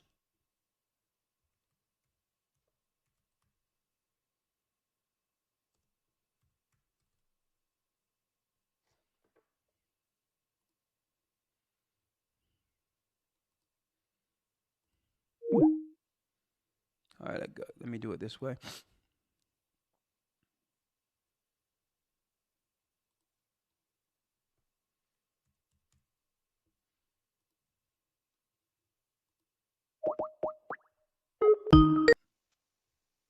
Blog Talk Radio. Welcome to Blog Talk Radio. Please hold and you will be able to listen to the show. All right. Unmuted. Okay, we're unmuted. 515-605-9327 for all who would like to talk about this. And hey, our people finally started to understand that the politics have always been been utilized against us. And we're finally asking for what Martin Luther King said our people needed before his death, and that's reparations. But it's too late. They'd rather give the money to the war over in Israel, to Ukrainians, to so-called asylum seekers. So they have the money, but guess what? They'll never have our people get self-empowered through reparations, because through money, there's what? Maneuverability. You can maneuver. You can have upward mobility if you got money. Okay, and they want us like sitting ducks. So the only refuge is to come under what? A moral code, one amongst each other, because we'll need each other. And here's the reality, folks. The kingdom is for a few. Let's deal with the reality that the majority of the people aren't going to make it. Right. Just adjust yourself to the reality of that. Okay? And it tell you that the kingdom is like, it's like a very narrow path that only one man can walk it at a time. Fire on one side, water on the other. So hey, you have to make sure you make it. So let alone feel sorry about people who don't care about God at all, and who's just trying to hold on to you as an anchor while not doing anything. They want to be there at the finish line so that you can pull them through. Well, it doesn't work like that. So adjust your spirit to understand. So listen, when I'm at the Passover, when I'm at the Sabbath, when I'm amongst my people, I can understand when Christ said, that's my mother, that's my sister, that's my brother, those that do the will of the Father. Because you have people that are of your own ilk, your own blood, who will sell you out in a minute. And the example we seen was during the so-called pandemic, when your own loved ones became an enemy based on the fact that you wanted to make a decision that was right for you outside of the of what you would call the Borg thought, outside of the unified thought. Because you wanted to make a decision for yourself separately, you were deemed an enemy. Just remember that.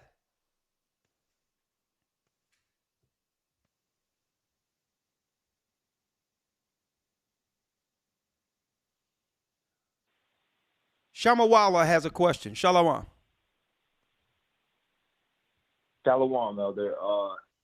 My question is, so what kind of advice would you give to those brothers and sisters that are in the inner cities right now, to better protect them with the times that are ahead? What are you asking in specific? Are you asking general, or do you have an idea? Because I can give you a general. The general answer to that is generally is the fact that we've been saying for years. Make sure you have what?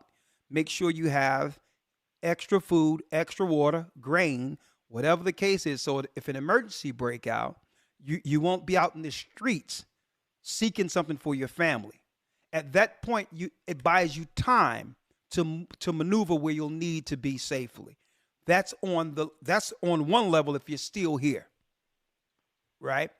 The next thing is get with the local congregation, because we have a crisis protocol to where if something do break down, we have officers that can get to you. And if something is going on in your area, you could be maneuvered or moved into a place of safety outside of the crisis areas. So usually if you're in the church, you already have these protocols. Make sure you go to the Sabbath, make sure you link with the church, and make sure you're following God's law when you're not amongst the church. When you're persecuted in one city, you flee into the next. You do what's right by making sure your family is on code. If there's anyone in your home doing against God, I don't care how close they are, they have to go. That's the person that's going to let the enemy in to destroy everyone. That's it. That's what I was looking for. Just a general scoop of things. And I have another question as far as Second Esdras 1672 and 73, I believe, is where can we say that, like, with what is going forward, this is that trial that we're gonna all face, is where we're gonna be kicked out of our homes to know whether or not we are the true servants of the Most High. Absolutely. Absolutely. It says you're going to be kicked out of your homes, be like pilgrims in that day. And it says, guess what? At that time, it'll be known who's God's people, because when they begin to press our people in the neighborhoods who are on assistance programs, it's going to come with a solution. They're going to have a choice to stay, but they're going to have to now comply with the next order of what you would call the financial system. If you're going to receive anything from government, you're going to have to be chipped. So it's not as if they're not just going to kick you out. They're going to give you an option. The option is you fall under our program to make sure that you follow all the medical protocols for you and your children in order to continue to receive subsidies and housing. And as part of that, especially when they take money out of the system, you're going to have to comply with the next spending system. That's why they went from food stamps and money to access cards, conditioning people for the next phase, which Klaus said, the chips in your brain or in your hand, Revelation 13th chapter. So at that time, if you rather choose God and not be inseminated with Satan's chip, than to make that choice. Because if you choose God, guess what? If he can make sure the birds have a place to live every day, if he makes sure the birds are fed every day, how much more will he feed you, ye of little faith? That's what Christ said. Christ understood that the whole earth belonged to him. He didn't have a personal house. He didn't have anything, but guess what? Everything he needed, he had access to immediately. When it was time to travel, it wasn't no planes during Christ's time. But guess what? He had the best ships, right? He told Peter, take down your net. I'll make you fishers of men. And at that time, folks, a ship was equivalent to a luxury jet, because there weren't planes back then. So now, out of nowhere, for converting some men, he has now one of the best ships known to man built so that he can travel around the whole earth, spreading the gospel, spreading the truth, concerning the ministry. So now, out of nowhere, Christ is chilling in a ship he didn't even pay for. Rolling around teaching the gospel. He understood that the earth belonged to him. As long as you have access to it, who cares whether or not your name is on it? And so when that scenario is, you're faced with that, you're going to be faced with faith to know that the Most High have a place for you, or unbelief and become fearful, where if you choose to stay in that house that you choose to stay in will become your grave. It'll become your tomb. And the Most High says he put up the task, he give the task to the wicked to store up for the righteous in the day of tribulation, in the day of trouble. So somewhere you got some people out there that are doing what? Preparing, prepping, and all of that. And they're not even going to be able to eat the food in there because the Most High may have it for someone of the elect who may just knock on the door and it opens, and everything you left from a house believing that the Most High that everyone forsook you. And then you knocked on a door and had everything you needed in that house. But do you got enough faith to get to that point? Well, that starts with the faith you exercise now. Right. You got it? And I think that, Elder, that, the first point matched up exactly with the second point, is like what we do now to prepare our minds, our bodies, our spirits to go the further, to have that faith and those works of obedience is what is going to be the key role in us succeeding through whatever the inner cities may face, whatever outside of the inner cities may face, and just what we go through on a week to week, from Sabbath to Sabbath, holy day to holy day struggle, to be able to boister us against what's coming. And, I just want to give you double honors. Well, brother, all praises be to the Most High. But I would like to tell you this. When everything shut down, that was a test. That was a test between believers and non-believers. And the elite powers were looking at it. Who are those who believe in Christ and are not the fearful? Because they have no control over those who don't fear them. And for all those who failed that test, that was a sign for us. We were to look at them and understand where they stood. So you got what? You got the darkness looking in, right? Which is the Illuminati and all the dark forces under Satan who's looking at the world. And you got the children of light, who are the children of Israel, who can see through the Spirit and understand Christ, who are looking at the same world. And what's happening, this is what's going on, brother. When you see people who failed that first test, that was a sign to you. These were the fearful who may fail the next test. And that's if they live through the first one. So it's upon us to look at and understand the greatest enemy are those who fear without faith. It doesn't matter. Right now, brother, you got control over your household. Make sure your house is good and your children are good. Right? But all the others who are in the world and think of the world, they're going to choose the world and become what? They will become agents of the world against all that's right. And we seen that when they shut everything down, and all these people who were trying to claim before the world, fronting as if they knew everything, was scared out of their shoes. And I looked at that. I seen some people who thought to be tough and all of that. And no sooner things shut down, they was afraid of something they couldn't see. But yet these same people have no fear of God. You can't see God. You had more fear of a cold you can't see than the God you can't see. But yet you're beholding his glory and power, majesty, and creation on a daily basis. So, brother, it's time to lock down with the faith of Christ and focus on your family and those who see as you. Right? You got it? My brother. Absolutely. Great job. My brother. Elder.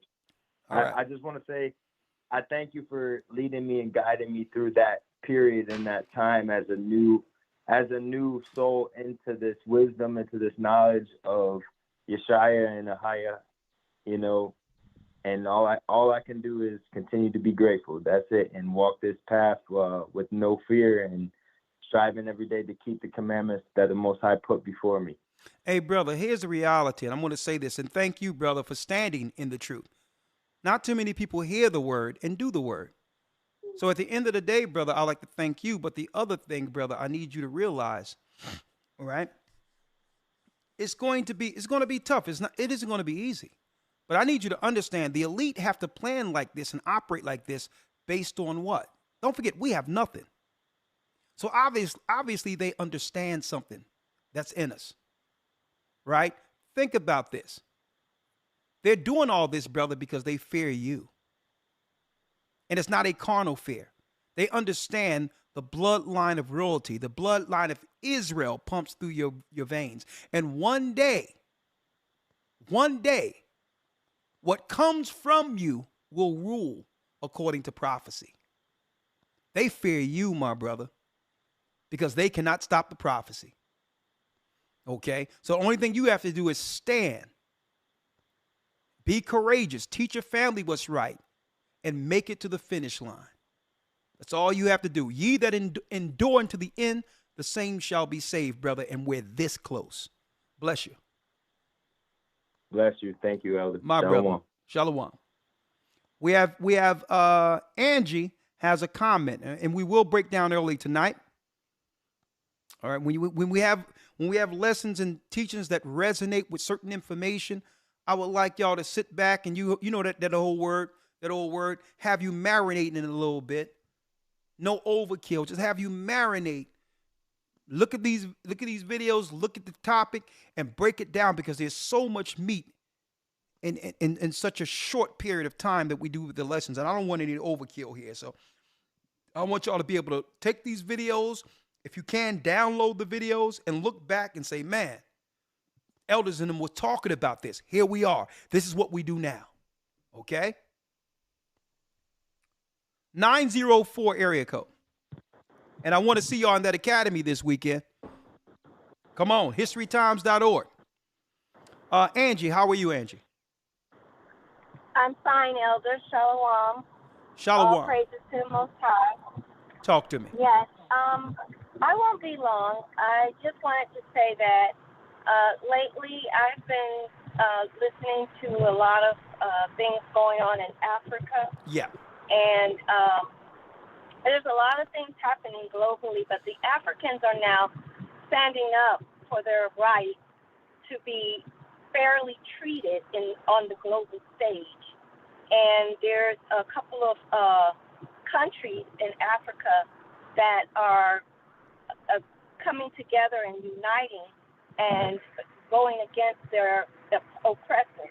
And they're demanding that they stop taking their resources and not giving them their fair share, which they have halted a lot of things that the Europeans were doing in Africa. As far as France, they kicked out France, and this is in Burkina Faso. There's a young gentleman called Ibrahim Traore. He's very young, and he has taken over Burkina Faso and is making waves on the international stage. And I just know that when you said it will all go back to Africa, and I think it's a very important thing that's happening globally in the world right now in Africa. I don't know if you guys know about that. Well, sister, I'm keeping my eye on Africa. Like I said, that will be the last battleground. But believe it or not, while they're seeking to destroy the inner cities, is because, don't forget, it wasn't Africa who woke us up. We woke Africa up. So there's a leadership component that was inherently made out of those who went through slavery. Because don't forget, it was the rebellious that our brothers, the government and kings of our governments in Africa, it was the rebellious ones that they sought to ship off and sell to the Europeans. Right. And that spirit of rebellion turned into prophets. That they deemed, and that we would one day use that strength that can only be made by a people who've gone through what we've gone through to help save our people. So the whole deal is they know that to actually feed the rest of the earth, they'll need to take the resources of Africa based on this new, what you would call, what they call that, global warming or climate change politics, right? So it's a lot of untapped resources that will be utilized to actually help the rest of the earth that our brothers and sisters are sitting on.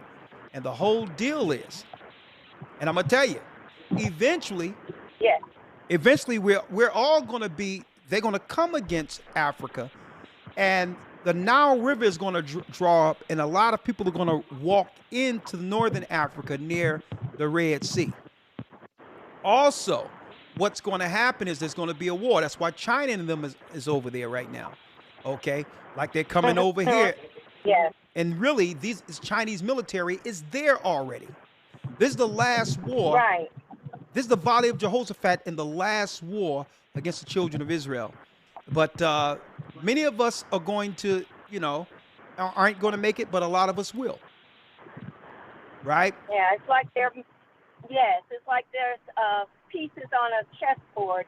They're positioning themselves. Yeah, but all over the globe. But let me talk about this. Just like we have sellouts that are amongst us here politically who've sold us out, who's now being thrown back into the pool with their people. We have the same issue with our brothers and sisters, some of them in Africa. And I'm going to talk about that next week. You got a lot of people in Africa, instead of welcoming us. Now, I've had nothing but welcome and respect amongst the brothers and sisters over in Africa. We even have churches there. But also there's a segment of our people who seek to exploit us that we need to point out so that we can actually survive together through this. And to point out those point out those who are a cancer amongst us, even in Africa. If they're dealing with Islam, if they're dealing with modern day Christianity, they're dealing with voodoo and witchcraft, African spirituality and all that, we need to move them. They can have Umar Johnson lead them into hell. Okay? So the whole deal is this is a spiritual movement against the children of Israel, and only our people who can see forward right according to Christ can make it. So it's time to delineate and make sure we point out those over in Africa, who may sell us out also. Right. So I'm going to talk about that next. I got a video I'm going to show next Wednesday on that, because we got a lot of our brothers and sisters going into Africa, going there to appreciate Africa, to say, listen, they're overwhelmed with actually being accepted or going back to what they deem as a motherland, and only to get, a lot of them are getting hustled. A lot of them are getting bad lease drew up, and people are actually taking their houses after they invest all the money they had left to retire in Africa. And I'm hearing these stories. And you got even gangs setting up our brothers and sisters. You have to realize when they go over there, there's all types of little gangs and all that come from different Arab countries that are coming over Africa with a lot of these scams, and are luring our people into remote areas and harming them because they think negative of those our people who are in America, based on the image that America have portrayed on us internationally. So we have to talk about that too. There's sellouts everywhere. Okay? Yeah. Well, I just wanted to say I'm in the academy, my daughter and I, and it's probably our 9th academy. Thank you. And I just wanted to give a shout out to the Orlando body. Those elders over there in Orlando are awesome. The whole congregation makes us feel at home. We feel like brothers and sisters, and I just really had to give a shout out to them. All praises. In Orlando. Well, thank you, sister. And thank you. And and Elder Lawyer so much, and the whole entire GOCC body. Thank you guys so Well, much. we thank you, We sister. really appreciate it. Listen, it's a blessing to have you and your family a part of the body, and it's no better place to be right now, and I'll tell you. All Yes, praises. I feel like this is a spiritual. I feel like this is a spiritual arc that we're on. Yes. You know. Absolutely. So thank you so much, and I yield with that. All right. Thank you, sister. Thank you. Sawada. And I'm saying that because, listen, we all know that there's scammers all in our community, right? We've seen the African scammers in our community. We've seen our people using Africa as a scam in our community. Well, it doesn't stop just in our community. You got a lot of these scammers in Africa. Don't forget, a lot of them are suffering and feel that, you know, they justify their actions. Why? Because they say, listen, y'all have it anyway. So if they take it, they feel justified based on the colonialism and the taking down of their country by so-called Europeans or Americans.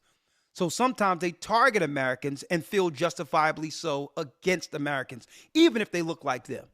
And that's something that isn't pointed out. Sometimes we glorify or sensationalize Africa, but there's a very negative element that must get stomped out, okay, that we must what? That we must become aware of, okay? Now, the people I've met there, usually it's because of what I believe in and the fact they know us. Obviously, there's a certain segment of Africa who don't believe that, and they've come into the word itself. So I don't experience that, but if you go amongst the regular old markets and all these others, hey, watch out. Lynn has a comment, 540 area code. How y'all doing today, brother? I'm doing well, Lynn. How are you, sir? Oh, well, you know, I'm appreciative that I caught this broadcast, and I can see that the Most High is pouring out the spirit of truth on us, because I can see that we're sharing some real information that needs to be put out there, and you did a great job today, brother. Y'all did a great job, and Thank I you, appreciate sir. and love y'all, man, because I'm telling you, this is exactly what we need to be talking about. And I was going to ask if I can use this video. My name is Indigenous Black Man on YouTube, and I talk about these things myself. Yeah. And I don't want to go too far into that, but I just wanted to get permission to use this because that video reminds me of the Lee Atwater video that we talked about before. And I told you where Lee Atwater was saying, you know, first you start off with the N-word, the N-word, the N-word. Then you can't say the N-word no more. So you say states' rights, busing rights, or you know, just, and you get so abstract that you're just using, you know, vague terms. But what you're really saying is that blacks get hurt worse than whites. And that's an audio that's on YouTube that you can look up, the Lee Atwater audio. That's Reagan's campaign manager. But I want to say reset or reconstruction. What are we talking about here? We're talking about the means to do over, right? This is the same thing, brother. Reconstruction. Yeah, this is the modern day reconstruction. Yeah. Absolutely. Yes. And is gentrification really segregation evolved?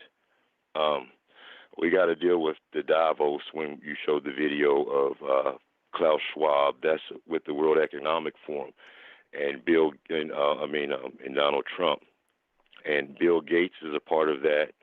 You know, he is through his philanthropy, he controls the CDC and the World Health Organization, farmland, you know, and pharma. And then when you were talking about the chip in your head, yeah, that is called Neuralink, and that's by Elon Musk. All right, and he's involved in AI, robots, and SpaceX and Tesla, and you know, social media, buying social media up. But then we also have to remember that you have to have control of the money before you can control your new world order. It's further widening the gap between us and them and make us more reliant on them, so much so that we have no other choice but to do as told. And we're looking at, you know, dealing with BRICS, you know. And then division is an age-old weapon used like the lines on a map. But when you showed that graph that showed the Illuminati thing, yeah, there was a bar down at the end that said 1913 Federal Reserve. Yes. Right? And that is Woodrow Wilson and the Jekyll Island meeting that created the Federal Reserve in 1913, when Woodrow Wilson allowed the bankers to take over.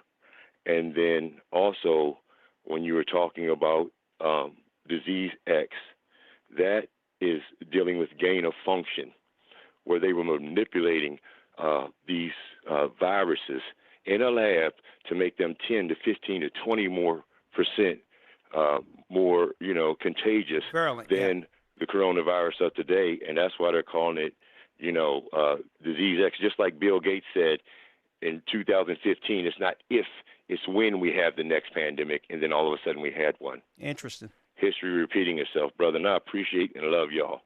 Brother, I appreciate you, man. You're much knowledgeable, and yes, 100%. You have my permission to utilize this video to help as many people as possible. You have my permission. Thank you. Thank you, brother. Love y'all and love everybody. And like I said, keep up the great work, man. I appreciate you. And I'm going to keep on watching because I can't learn. How can I learn without the preacher? Because I'm not a preacher, or, so that's why I watch you, brother. And you're always an inspiration. So I thank and love y'all. Peace. Hey, my love is to you. Our love is the work, and just do it with us, brother. Let's do it together. So take this video, do your job. Get her done. Thank you, brother. All right, bless you. Thank you. I appreciate you. All right, bye. It's good to hear the wisdom of our people. You could tell this brother is very, very, very learned. He's seriously read and very learned. He's up there, learned, and I appreciate him. Right? Atward, I'm going to look into that audio. It's deep that they were talking about how they was going to use the liberals or the Democrats to actually destroy our people, to destroy our community. That's what the Democrats' agendas are. That's what their agendas are, to destroy church, any community, anything we have to call our own, they were seeking to destroy, right? We had family reunions, right? We had cookouts, block parties. Folks, you can't find that in any other community like it was in ours, right? I'm going to tell you, they wanted to destroy what made us special. And this is why I'm not paying no attention to that clown they put out there, that mascot, Nas X, as everything he do is strictly to mock the Bible of God in Christ. And they want people to pay attention to him. And guess what? I just pray for the brother because he's nothing more than a victim. Okay? He's an outright abused, and it's a shame. He's a defeated man. And this is why they want to keep putting that image out there to say, look what we have done to the tribe of Judah. That's why they parade him out there like that, so that they can mock our God and mock our people. And you know what? You notice it isn't getting any traction, right? Because it's obvious that it's not about the artistic value of music. It's to actually undermine the culture of music. And what makes us special, what makes us different than anyone else is that music, that artistic value that came out of chattel slavery. And the liberals even seeking to dismantle that. 720 area code. Hi. Hi, Gloria. Hey, Elder. I am in 100% agreement. I am so thankful to be able to have heard and been on the program, like the young man that was saying earlier. Yeah. I can't say enough. I'm going to be quick as I possibly can because, like you said, there are certain subjects that you just want to climb into and stay there for a little while. And like you said, I think you said savor. Yeah, let it Savor, marinate a like, little bit. like There it is. there we go. Yeah. Marination. There we go. But come on. Yeah. But you know, the thing that came to my mind when you were to want to just speak on is the priority list, the way that the AHAYAH has kind of laid it out and how he's leading and guiding me. And I hope that it's something that can be useful to others. And one of the biggest things for me has been being able to make sure that hearing from AHAYAH is very clear, whether it be through just the calls or the dreams or the visions. But there's a lot of activity going on in the spirit realm right now. It's true. And I know that as the Lord is calling us together in the way that he is, that call and that priority of knowing, you know, one, when we call on the Lord, two, how to get still and listen. Even if we're not still, we need to be able to hear him very clearly, because the instructions that we get are oftentimes right now coming from him in a different way. It ain't that way it used to be. It's real preparation. It's real warfare and getting ready to do what it is that we have to do. And then making sure that voice can get through. And the noise is not so loud. So in other words, what is the Lord saying right now? If he's saying go left, go left. If he's saying go right, go right. But hearing from AHAYAH in every sense is a top priority, is in the way that he's laying it out for me. And then taking note of all the wisdom, as this being in this lesson on Wednesday nights, being available into the bodies. If the Lord says to move and transition yourself, there are some major movements that the Lord is putting in the lives of people. And I can speak as a witness for myself that if we are not hearing from him and we are not doing the things that he's telling us to do, we will wind up on the short end of the stick. And this is not the time to play with any of those kinds of conversations. And then knowing our brothers and sisters in the body, the divine appointments that the Lord is setting in order, valuing those relationships, because no one is an island, and we do need each other. And so those were the things that the Lord has awakened me to make sure that they are the top priority, hearing from him, knowing what it is that he's saying, and being quick and making it urgent to know that if he says to do something, do it. Don't sit on it. I've failed in the past to do that as well. And I'm so proud to say that Judah is awakening. Oh, yeah. And speaking, and I hear the prophecy as you were speaking tonight. I hear the prophecy. Judah is speaking, and people, the awakening of the world that they have been waiting on. When we awaken, and I was blessed to talk to a lady who didn't know that she was of the tribe of Naphtali, and we were just talking in the doctor's office, and you should have seen her light up.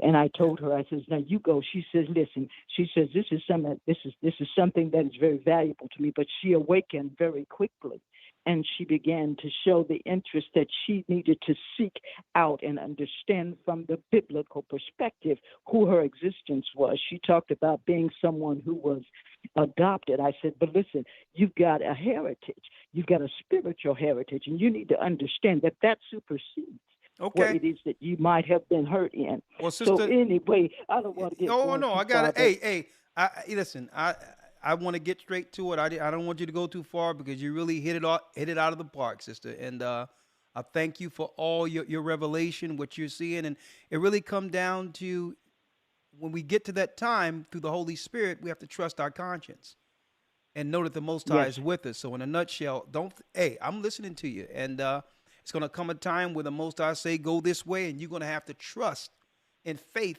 that it's the Holy Spirit guiding us, yes, sir, out of what's coming, out of destruction. So we have to get in tune. But in order to do that, we must be rooted in the Spirit and learn how to operate, hearing the Most High when it comes to our daily walk. So, sister, I'm with you. That's being led through the Holy Spirit. I hear that, sister. Bless you. Thank you. You're right. You're welcome. Thank you. I'm so blessed to have been among you guys, and I just thank the Lord for what he's doing in you, what he has done in you, and the research that you're bringing forth. Elder, I'm continually praying for the gathering of Christ Church. Thank you, sister, and the same to you. My prayers go out to your home that the angels head you through the Spirit of Christ, and that we all see Zion together. It's going to be a tough deal, but we'll make it. Bless you. Amen. All right. Okay. Bye-bye. All right. And we can't do it without one another, right? All right. We only got a few more, and then that concludes our broadcast for this evening. We have Cora. 202, then Sunshine, and we'll conclude for tonight. Cora has a question. Shalom, Elder. I'll make this quick. Yeah. Now, when we see our cities compassed with the foreign police, what is our next move? Is it time to run then, or what? Well, when I say, sister, you have to realize when it says flee, the Bible says when you're persecuted in one city, flee into the next, right? So when we see foreign armies speaking different languages, it's going to be time for us to make our way back into the old world, right? And we have churches established in all of these areas to where if we have to travel for missionary, we can go there, whatever the case is, and get ready for the next stage in prophecy. But the whole, but keep in mind, there'll never be a time in which we as a people will not be able to actually travel. Okay, until until the bombs hit and all that is going to be hard. But there's still going to be international travel, right? All right, and then at the end of this, you have to realize, don't panic. Don't panic, okay? It's not to panic, all right? Because even Baruch says, how can our people make it? Will it only be in one place, or will this will this actually happen amongst the whole earth? And the Most High says the whole earth will actually deal with the same fierce prophecy when it comes to what we're talking about at once. So when we're talking about a global army, it's not like in 70 AD. What they're putting in place is happening the same time everywhere. The whole earth has become one big 70 AD, being that our people are scattered. So it says only those who are in the Most High is going to make it in those times. So you have to realize Christ says if you're persecuted in one city, flee into the next city. Now, when he gave us that prophecy, did I know when I first started teaching that we'll have churches everywhere according to where the Most High would strategically have them? Did I know, or did he know? The only thing I did was got up and open up the book and begin to read and teach. The Most High knew where churches would be set up. A matter of fact, when it was time for us to do things, I'm like, listen, let's flee, let's go. I had one idea to some degree, knowing that we would one day leave permanently. But then as we begin to move in the spirit, we realized the Most High had us set up what? Places of refuge all over the earth through a ministry for a future time. The Bible, don't forget, Jeremiah says, I will send you out as he-goats before the flock. So 10 some odd years ago, we were those he-goats going out to show brothers and sisters you can go out and be fine and have a family who will welcome you in time. So keep in mind, sister, which his servants operating in the spirit, establishing what the Most High allow us to do on a regular basis. But it's the Most High work, establishing refuge for people who need that refuge in time. So you are not to panic. You are to set your house in order, like the scriptures say, follow Christ, stand on the foundation, which is a law of God, and make sure your house is straight when it comes to the people who live in your home. That's what you have control over. If you have control over that small matter, the Most High will now allow you to do what? Have control in a greater matter, because how you construct and have your home is how you'll deal in a big matter. So the Most High only wants you to just make sure your house is in order, so that when we get all of these houses who are operating in order, at that, guess what we have at that point? When we bring all these houses together who've been working individually in order, you bring them together, and that's a kingdom. So, and this is why Christ said, take no thought of tomorrow because today have enough evils in itself. A lot of people worry, oh my God. Nah, our God is more powerful than the God they serve. You're not to operate off of fear. Right? The disciples didn't leave Jerusalem because they were afraid of anyone. I mean, those who were under the disciples' tutelage. They didn't leave Jerusalem because they were afraid. They left because Christ told them to go. Right. Okay. Okay. All right. My sister. Okay. All right. Bless you. Okay. Okay. Thank you. You're welcome. All right. Again, the bar. All right. Let's see here. I said I would. All right. We have to get through these quickly, okay? Get through these quickly. All right, Jeff. Yes, Jeff. Hey, brother. Hey, Elder. How you doing? I'm Shalom. doing well. Shalom. How are you doing, Jeff? Doing great. Doing great. Just got a quick question. I'm not sure if you can really get into it right now since we're limited on time. Yeah. Just wanted to know, does Jeremiah 51 tie into what's happening with the immigrants that's coming into our neighborhoods? Absolutely. Or am I looking at it? It does. It does. So so listen to what I'm saying. I'm sorry.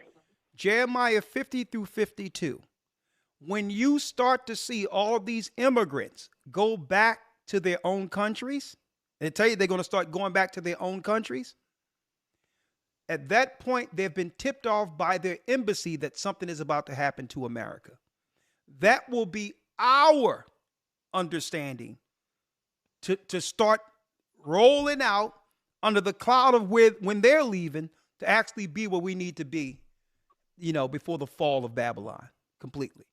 So the sign is when you see all these people, don't forget, they're coming in because their government is letting them know, is telling them there's free money to be had. At the same time, they can destabilize us. They're not here permanently. They're going to be told by their embassies when it's time for them to take all the loot they have taken that belong to us and go back to their countries. So right now, it's a money grab. It's all they can get before America lose the war. That's where we are right now. So these are the fanners that's coming in. Yeah. Well, they're not the fanners. Don't forget the fanners come in after the destruction. Okay? What's going on when you read Jeremiah 50 through 52, it tell you that they'll begin to go back into their own countries. And at that time, the destruction, the fanners is fanning the what? The fire. That links to the 10 horns in Revelation 17, where the policy we're seeing, making America weak, they will allow the other countries to burn America with fire. That's when the war is going to happen, and America will split into 3 places, into 3 parts. All these bridges we see and all that, they're going to collapse. There's going to be 3 separate land masses controlled by who? Russia, Great Britain, and China. So what we have to understand is that what the tip-off is, you see all these strange people running around. When you start seeing them close their stores and begin to disappear out of your neighborhood, they've received the tip-off that the bank's closed, no more free money, you better go back because we're about to deal with Judah in these cities. That's how it's going to go. All right? My brother. All right. Thank you, sir. You're welcome. Thank you. All right. Bless you. Shalom. All right. Shalom. All right. Jacob has a question. Hey, Shalom, Elder. Shalom, Yaikwab. How are you? I'm all right, brother. I just calling in to ask, like, let's say if I bought some farmland. Yeah. When they have the market of beasts going on, will they be able to take that away from me, since we're on a new financial system? Well, the way it works is if you own that particular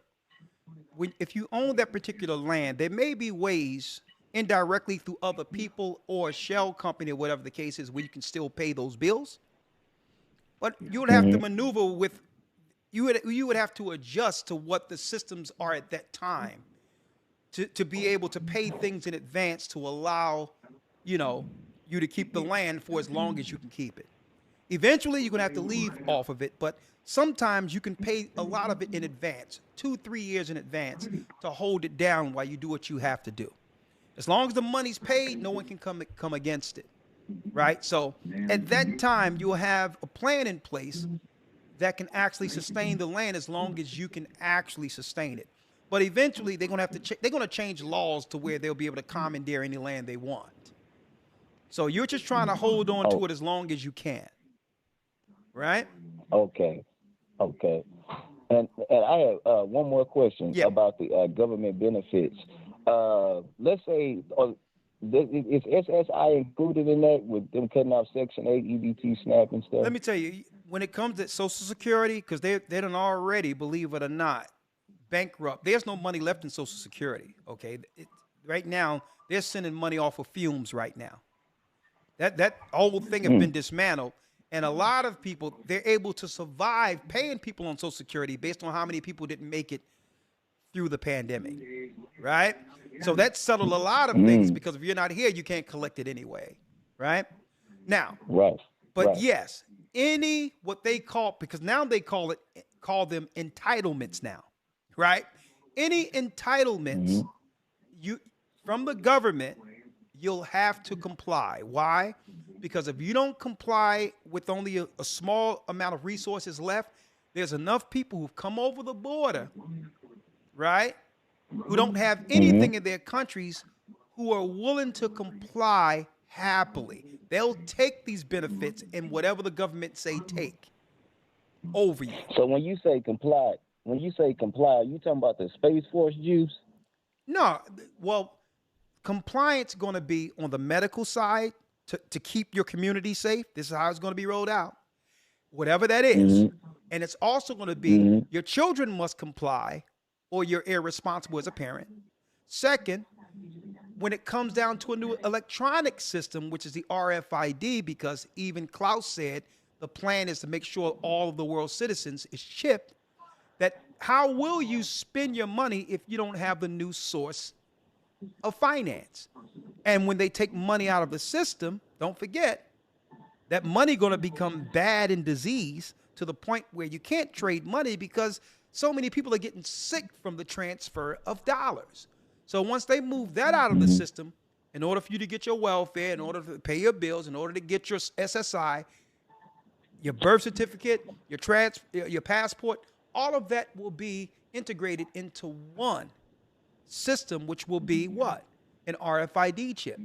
You're going to have that shot in your hand, like Revelation 13 say, or in the back of your head or in your head.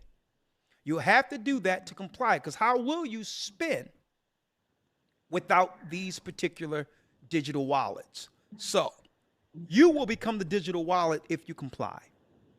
So you're not going to get SSI or anything else unless you comply with the new spending system. So in concluding, we become pilgrims. Yeah, of course. I know I'm not getting it. I heard that. All right, Elder. Okay, thank you. Shalom. You up? Shalom. Shalom. And you know our people, we'll adjust somehow. I mean, the world powers don't understand how we got through the crack epidemic. Excuse me. We always adjust. So if there's a way to, a gray area in which we can still survive, Jacob will find it. Okay, you don't have to worry about that. We will survive. Believe me. So, I mean, listen, I seen cats on the corner hustling, in Philadelphia, hustling vaccine cards. Yeah, I mean, when there was no toilet paper, the whole truck came up, and people was like, "Listen, you can get 3 rolls for $5." They had them. They pulled it open, where they opened up the thing and had 3 rolls for $5 up there on 15th and York Street, where my mom was living down, where my people was living down there. So don't worry about it. We will find a way. Just stick in there, Jacob. Don't fear. All right. 984 area code. And I'm going to tell you, listen, Jake going to be running around with other people's hands. You know what I mean? Hot and everything. It's still warm. Like, listen, they're going to be swiping. 984 area code. Brother Rakar, how you doing? I'm doing well. How are you? Good evening, Rakar. I'm fine, thank you. It's been a long time I've talked to you. It's the broadcast that I happened to talk to you about was the I think the good and evil, the tree of good and evil. Yeah. This is Simona. I remember you. How are you? I'm glad that you remember me. How could you not forget that name? Something tapped my spirit last year about the 666. Yeah. And the symbols and the word and the numbers are very important. So I but God tapped my spirit because I was so engrossed in that number. So 6 represents, the first 6 is Christ, which is 6 letters. 6 is throne. And 6 is spirit. No, who told you that? And you know the Excuse me? Who told you that? No, God tapped my spirit because I was wondering what 666 represent, and I asked him, and the Antichrist is going to be. He's going to be reptilian. He's going to look like a human being. Well, sister, let me draw you back real quick, all right? The Antichrist is working right now, okay? Antichrist is the government, number 1. There's many Antichrists, 1 John. Right. Number 2. Right. No, the Most High didn't tell you that the 6 is Christ and another 6, no. A thought came to your mind and told you that. It wasn't Christ. It's Antichrist, meant to say. Okay. Even though that's a part. Oh, stick with me. Stick with me. Stick with me. It's time for you to learn. Okay? 666 is the mark of a man. It's Satan's mark. It doesn't have anything to do with Christ. Okay? It's Satan's mark. And it's also the marking of what you would call, when you look at the star of Moloch for child sacrifice, you got the inadvertent 6-pointed star that represents the people of Moloch and child sacrifice. It's going to be these same people who set up a financial system to destroy the world. Okay? The Bible says, beware lest any man spoil you through philosophy and vain deceit. Even though I would like to receive what you're saying, there's no precepts or Bible to verify or back your thoughts. And if we open this up, then it's going to be a free-for-all if we allow someone to say something of what came to their mind, right, and actually co-sign it as something from the Almighty. There's nothing that we can't find in the Bible itself, right, when it comes to breaking down what any thought may be concerning the precepts of the Bible. So if we're going to look at 666, we have to use a precept in the Bible to give it understanding, not what a spirit told you in your mind. All due respect to you. All right, so you can learn. Okay. All right. There's one more comment. Okay. I think it's going to backfire on America when they think they have the strategy to these people who are coming in, the immigrants that are going to take over, but it's going to backfire on the people who are the children of Israel, the Hispanics. Yeah. They're going to realize what the government is trying to do to the black people that are already in the United States, and they're going to come together, and this is what's going to cause a civil war. Okay. And that's all I wanted to comment. All right. Well, sister, there will be a split. There will be a war in the earth, but it's not going to happen like you're saying. These people they're bringing over, they're going to create they're going to create total chaos the way the government is going to use our people against us. It's going to be mayhem. It's going to be a war of biblical proportions in our neighborhood in which the government is going to have to step in with the. I feel. I'm saying, sister, in listen. my heart I'm gonna let you, sister. Yes, I understand what you're talking about. I'm gonna let you break down what you feel in your heart, but I'm telling you, they know exactly the people they're bringing over. Now, is there a small portion of people that are coming over coming over to receive the word, absolutely, they'll be saved. But that's far in between.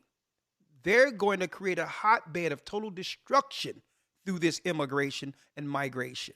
And guess what? They're going to accomplish that because the Bible tells you they're going to accomplish it. Okay? So, no, I know what you feel, but no one is going to be singing in the streets of North Philly and Harlem Kumbaya between those who are already in the country and the migrants that are coming over.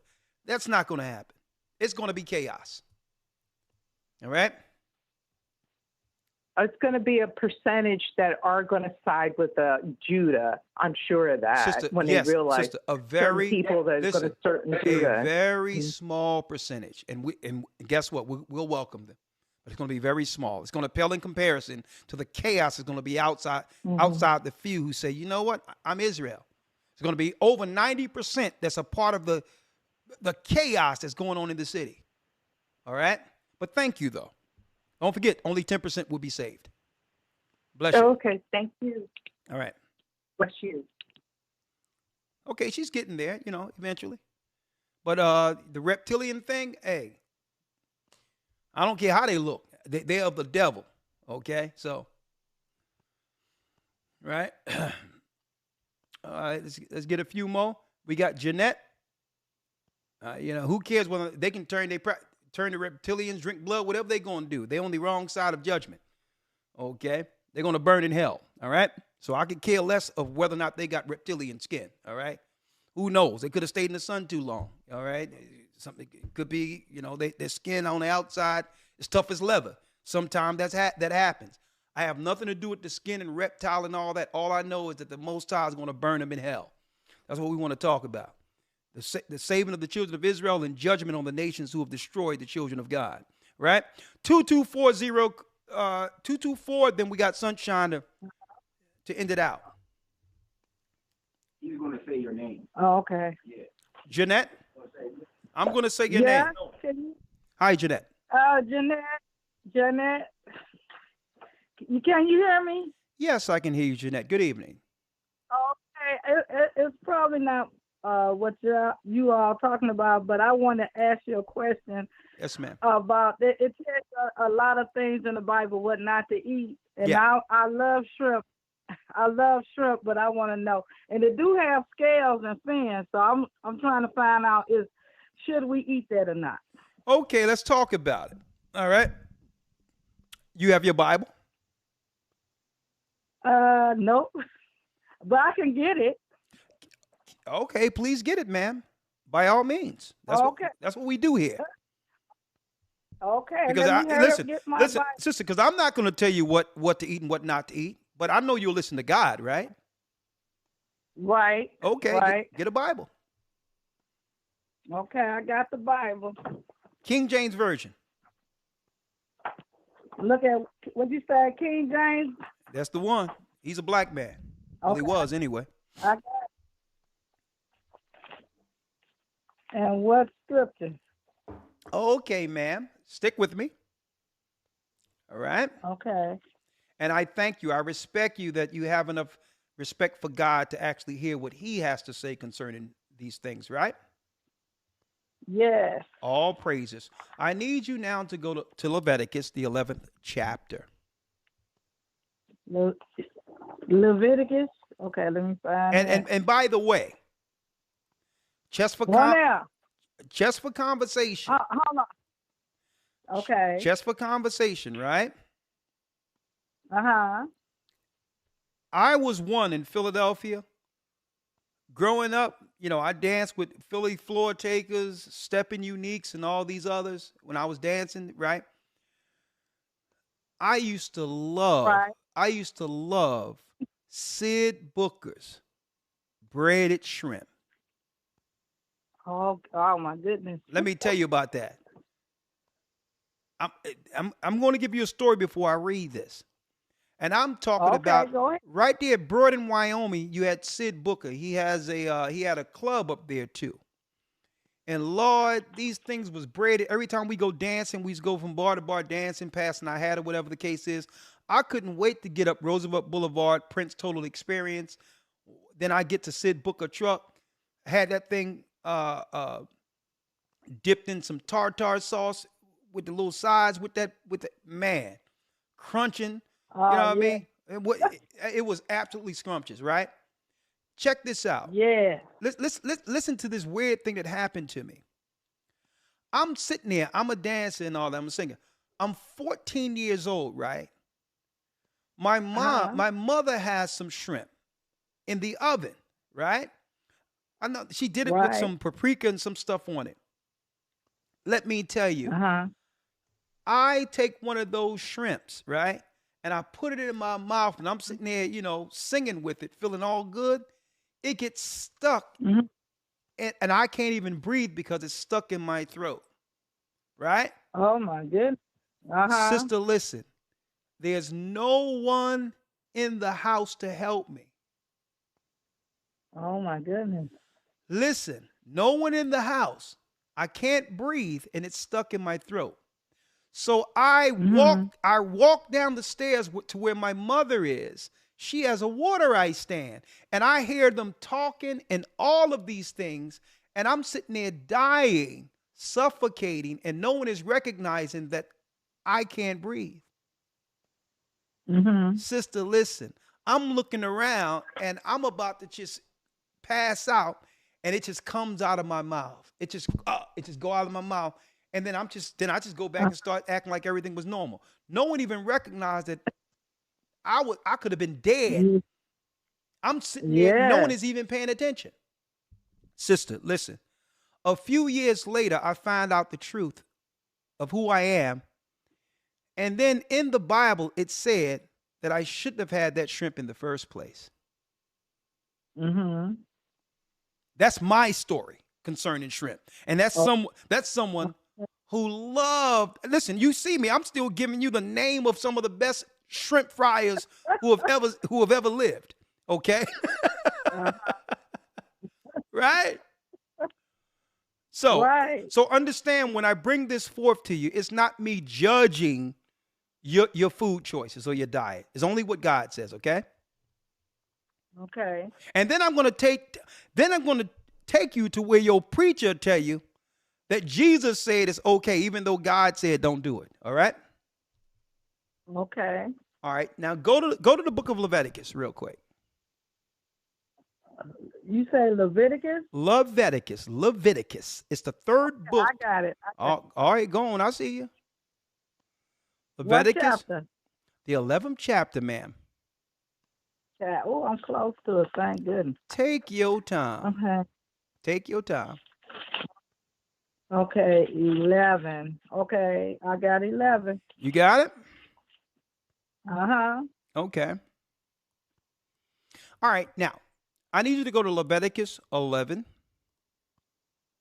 Right? Let me move this. Right. And I'm going to go with, because there's some people out there who probably have the same question, right? So I'm going to take my time with this so to teach it so that you can have full understanding. Start at the fourth verse. Matter of fact, let's start at the first verse. Okay. You can read it. Oh, Lord. Can my son get my glasses for? I'm thinking you're going to read it. Listen, if I read, sister, listen, if I read it, that's me telling you. If you read it, that's God telling you. Okay, let me get my glasses. You gonna wait? Listen, sister, I'll take all the time I need. I'll take all the time you need. Don't worry about it. Take your time. Okay. All right.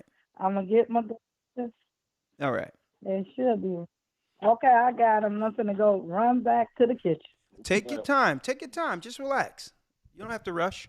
Okay. Right? Oh, yes. Okay, I got it. I'm glad to hear that you patient. Okay, I'm sitting at the table and it's Leviticus chapter 11. Yeah, start at the first verse. And the Lord spake unto Moses and to Aaron, saying unto them. Okay, let's stop right there. Hold up. Let's stop. Take your time because I'm going to work it out with you, sister, okay? Okay. And your name is again? Jeanette? Jeanette. Okay, Jeanette. This is the Lord who spoke to Moses and Aaron, right? Right. So this is not Elder Ricard Shiar. This is not Moses, and this is not Aaron. This is above man. This is God himself, correct? Right. This is him speaking to you now. Read the second verse. Okay. Speak unto the children of Israel, saying, there are the beasts which ye shall eat among all the beasts that are on the earth. So it says, tell my people, the children of Israel, these are the beasts which you shall eat among all the beasts that are on the earth. Right? Read. Right. Read it. Whatsoever parted the hoof and is clove-footed and chew the cud among the beasts, that shall you eat. Now, when it says cloven-footed and cheweth the cud, you ever see how a cow chews? Like their mouth moves like, and even horses' mouths move the same way, right? When they eat grass or whatever. But guess what? The cow have a cloven foot, which is a split foot. A horse doesn't. Yeah. So even though they both chew the cud, the horse is unclean, yet the cow, sheep, lamb, goat, they're clean. You got it? The buffalo, the bull, they're clean because not only do they chew the cud, they're cloven-footed. Even the camel. The camel chew the same way, chew up the cud, the same way as a goat, lamb, sheep, but yet it doesn't have that split hoof, so you can't eat it. So God made it clear.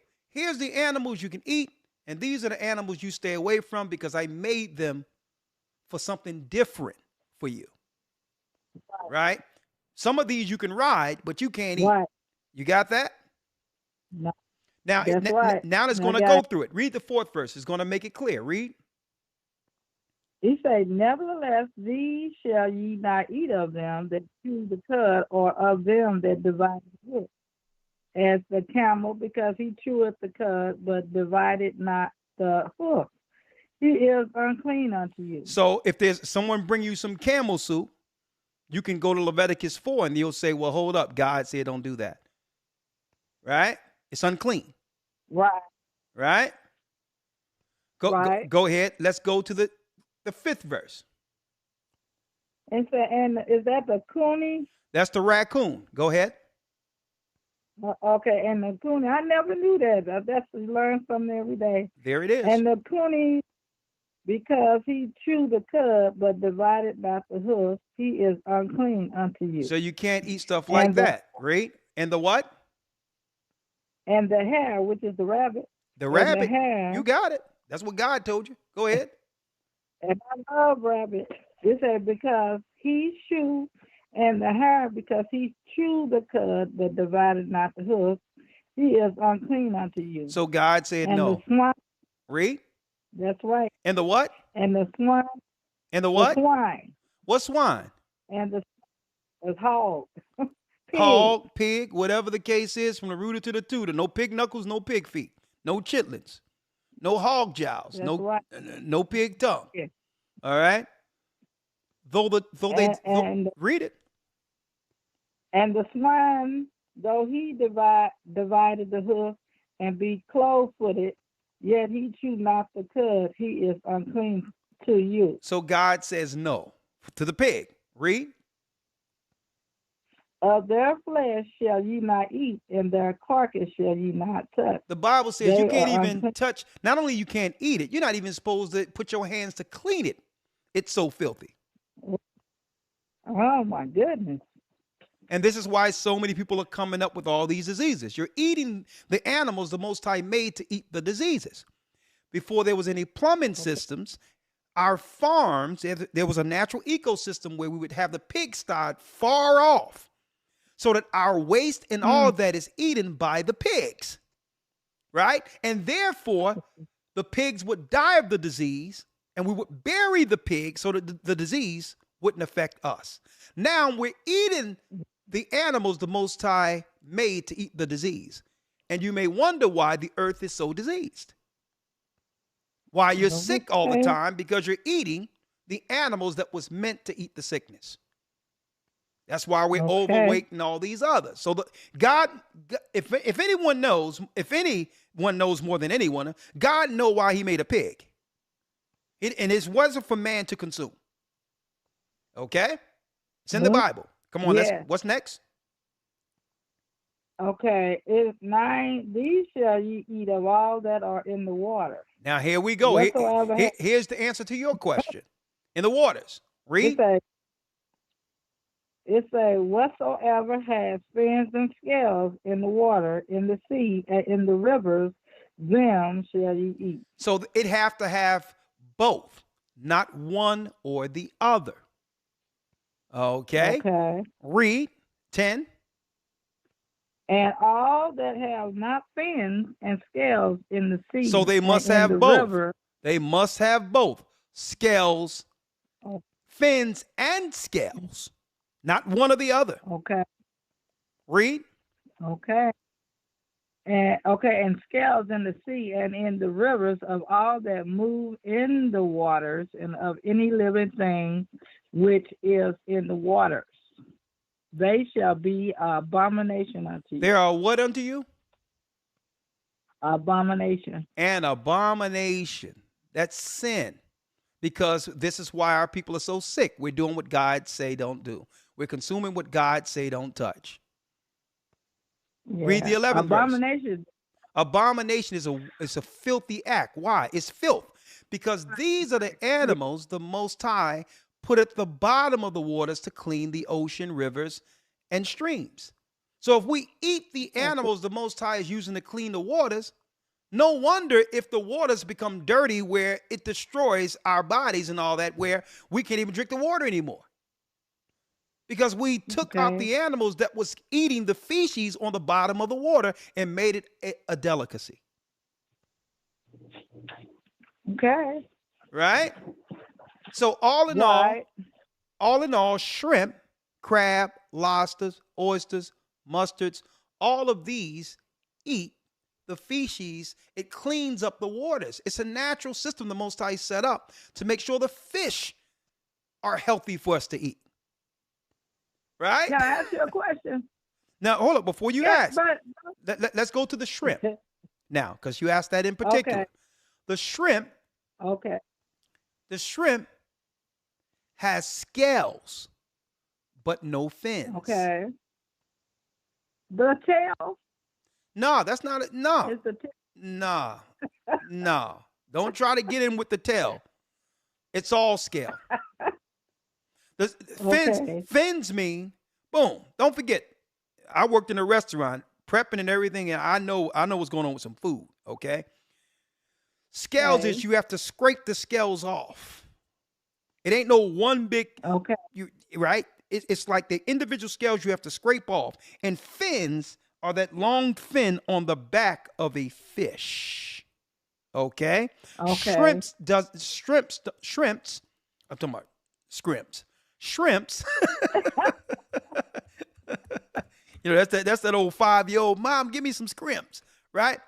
Shrimps don't have fins, okay? Now, let me show you. Right. Let me show you here for the sake of, right? Let me show you.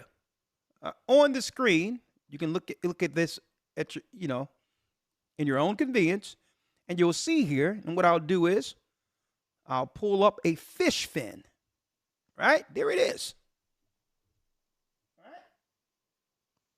Okay. That's simple, right? Now, as you can see, the fins, there's 1, 2, 3, 4, 5, 6. They swim with the fins. They got one on their back, one under them, and one at the end. Okay, those are fins. Shrimp don't swim like this. They're unclean. They're bottom feeders. You want to see your health get better? Eat what God said eat. And watch how your doctor start asking you questions like, what's going on? Right? Okay. And let me tell you, I thank the Most High that my mother began to listen to me, because I believe it added about an extra 7 to 10 years to her life. And she told me that right before she passed over. I'll see her again, but she told me, she said, Junior, you saved me. You gave me you came back and gave me many years. And I said, Mom, just thank the Most High. It was our God who's given us back the law, statutes, and commandments. And if you break the law, the wages of sin, sister, is death. So if you're sinning against God, you'll have a shorter life. And that's including eating the things God said don't eat. Therefore, it shortened your lifespan. Now, the last thing, let me go to where your preacher's going to tell you that God said it's okay. All right? Okay. I'm getting in front of that now. Because, you know, he'll sit there and talk about God and Christ, and he'll go down there and down in the cellar and serve you a whole plate of pork chops, right? So we're going to get with this real quick. Right? He'll tell you all you got to do is pray over it, and God said it's all right with him. But we're going to straighten that out right now, right? I need you real quick, sister, to go to 1 Timothy, the 4th chapter. 1 Timothy. Okay. Okay. That's in the New Testament. Take your time.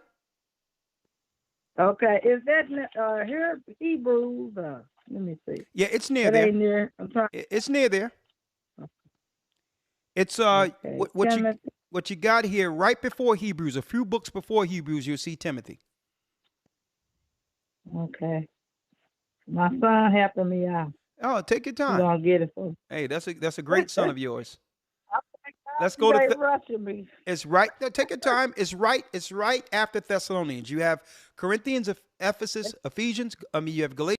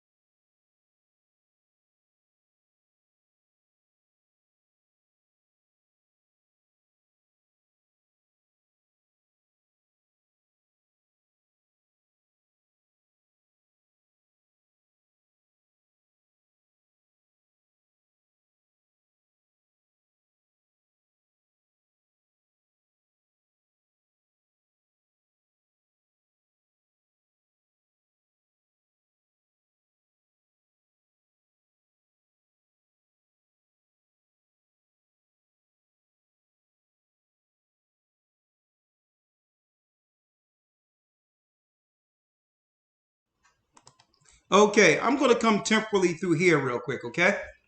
Hold on. Okay. All right, hold on. Can you hear me now? Yeah.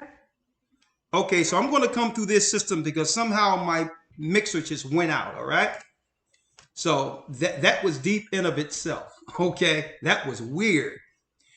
You can hear me though, right?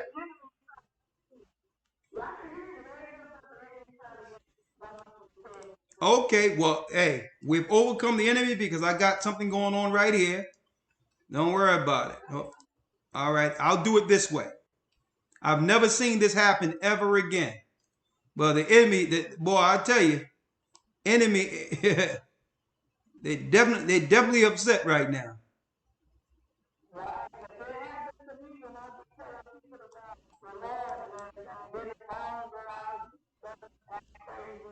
Okay. Well, I'm going to do this with you from I'm using the computer volume because I'm going to, as long as you get this, I don't care, okay? All right, I need you to read Timothy,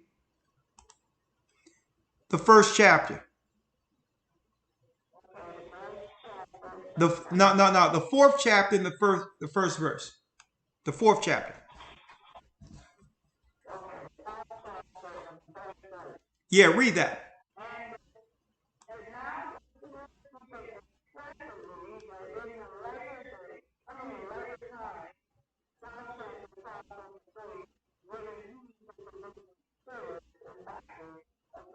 Now, this is how you're going to know what? At the end times, we're living in the latter times, and that people will depart from the faith, giving heed to seducing spirits and doctrines of devils, trying to trick you out of following God, right? Seducing spirits. Read the second verse. Second verse.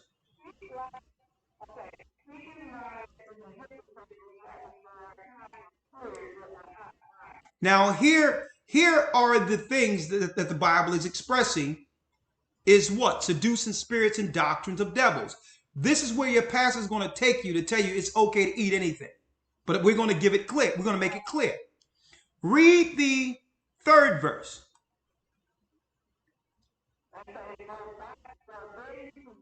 Hold up. Let's stop. Let's stop with that. Forbidding to marry. What religion has it where you can't be a priest unless you decide to be single? The Catholic Church. The Catholic Church tell their pastors, their preachers, their cardinals and bishops that they can't marry if they're going to join the priesthood. That's a doctrine of devils, right? If someone tell you you can't marry, that's a doctrine of devils, right? Read on. And commanding.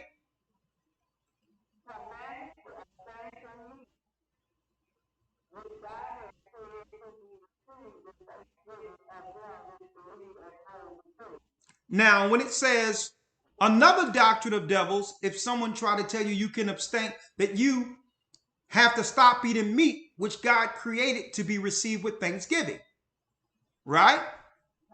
So preachers will go here and say, if someone try to stop you from eating pork, that's a seducing spirit. They'll tell you that. But did God give man pork, shrimp, crab, or lobster to be received with thanksgiving? Yes or no? Because he said that he gave you the clean animals to eat. Those are the animals that can be received with prayer, not unclean food. See that? Now I'm going there because this is where your preacher will tell you that it's okay to eat swine when God never gave you swine to be ate with thanksgiving. You can't pray over what God said is unclean. See that? Now read the fourth verse.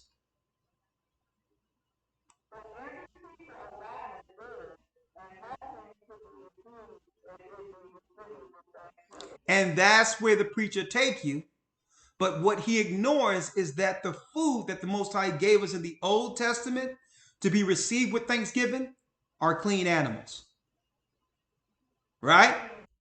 So when it says every creature, it's not speaking of any animal walking around, or you'll be like those in Asia who will go skin a cat or dog sometimes. Or you can have people eating monkeys. So it's no every creature. It's speaking of what you focus on, what God gave man to eat or to be received with thanksgiving. Where do you go to find out the animals the Most High gave us to be received with thanksgiving? You go to Leviticus, the 11th chapter, and look at, and you're able to consume the clean animals. Easy? And guess what? There's so many good things you can eat out of clean animals. You don't need the unclean animals anyway. Okay? So hey, I take the same seasons and all that I used to use for the unclean food, and I use it for the clean food, and it even tastes better. It tastes even better. All right? Well, bless you.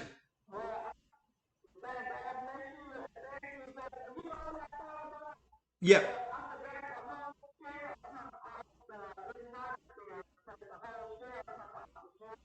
The whole shell comes off, including the tail.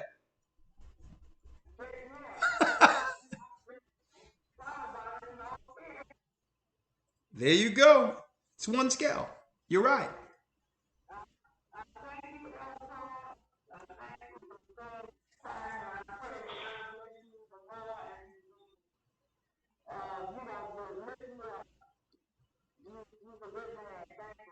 Oh, thank you. All praises be to the Most High. And just get rid of that clean food to live longer. Get rid of the unclean food to live longer. Excuse me. Okay? Thank you. Bless you. All right. Hold on. Well, I've never seen that happen before. I have never seen that happen before. Audio just went. Like, man, it's all good. It's all good. Let me move this out of the way. And Sunshine, I'll bring you in. And we'll conclude it with Sunshine. Hey, go ahead, Sunshine. How are you?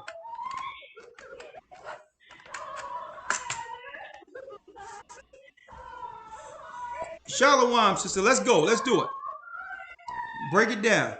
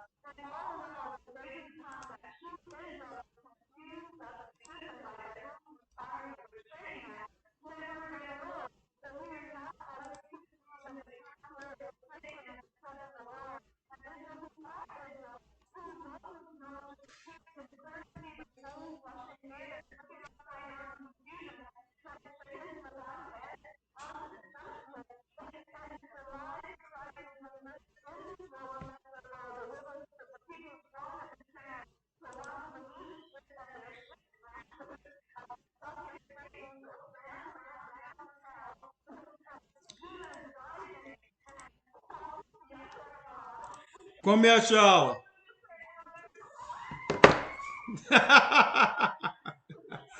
Shalom. You something else, yeah. All right, all right, all right. Kwam Yashala. Bless you, bless you. There it is. There it is. All right. Praise the Most High. Well, that concludes our broadcast for this evening. Of course, the equipment that went haywire. I have no idea. I've never seen anything like this before, but I'm glad we were able to actually get out that last phone call before this particular lesson or this particular broadcast concluded. With that, support the work. Keep in mind that a nation divided against itself cannot stand. And also, when it comes down to it, we must really understand the divisive politics and the New World Order. The New World Order is an order against the awakening. Who are we? We're the children of Israel, and we are back. May the Most High be with you. Stay prayed up. Sin not. I'll see you Friday on Patreon, Saturday for the Sabbath, if it be the Most High's will. And of course, that's right, week 3 of your Hebrew and Bible Academy, and which we go into the promised seed. Who are the true children of God? Well, be there Sunday and do what? Experience the detailed lesson with the Gathering of Christ Church. Myself, Elder Lawyer, and of course, Shapat with the news. Go to historytimes.org. Thank you, Elder Iraq. Thank you, Dell. Thank you, brothers and sisters, for all you do to support this work. Share the knowledge. Shalom.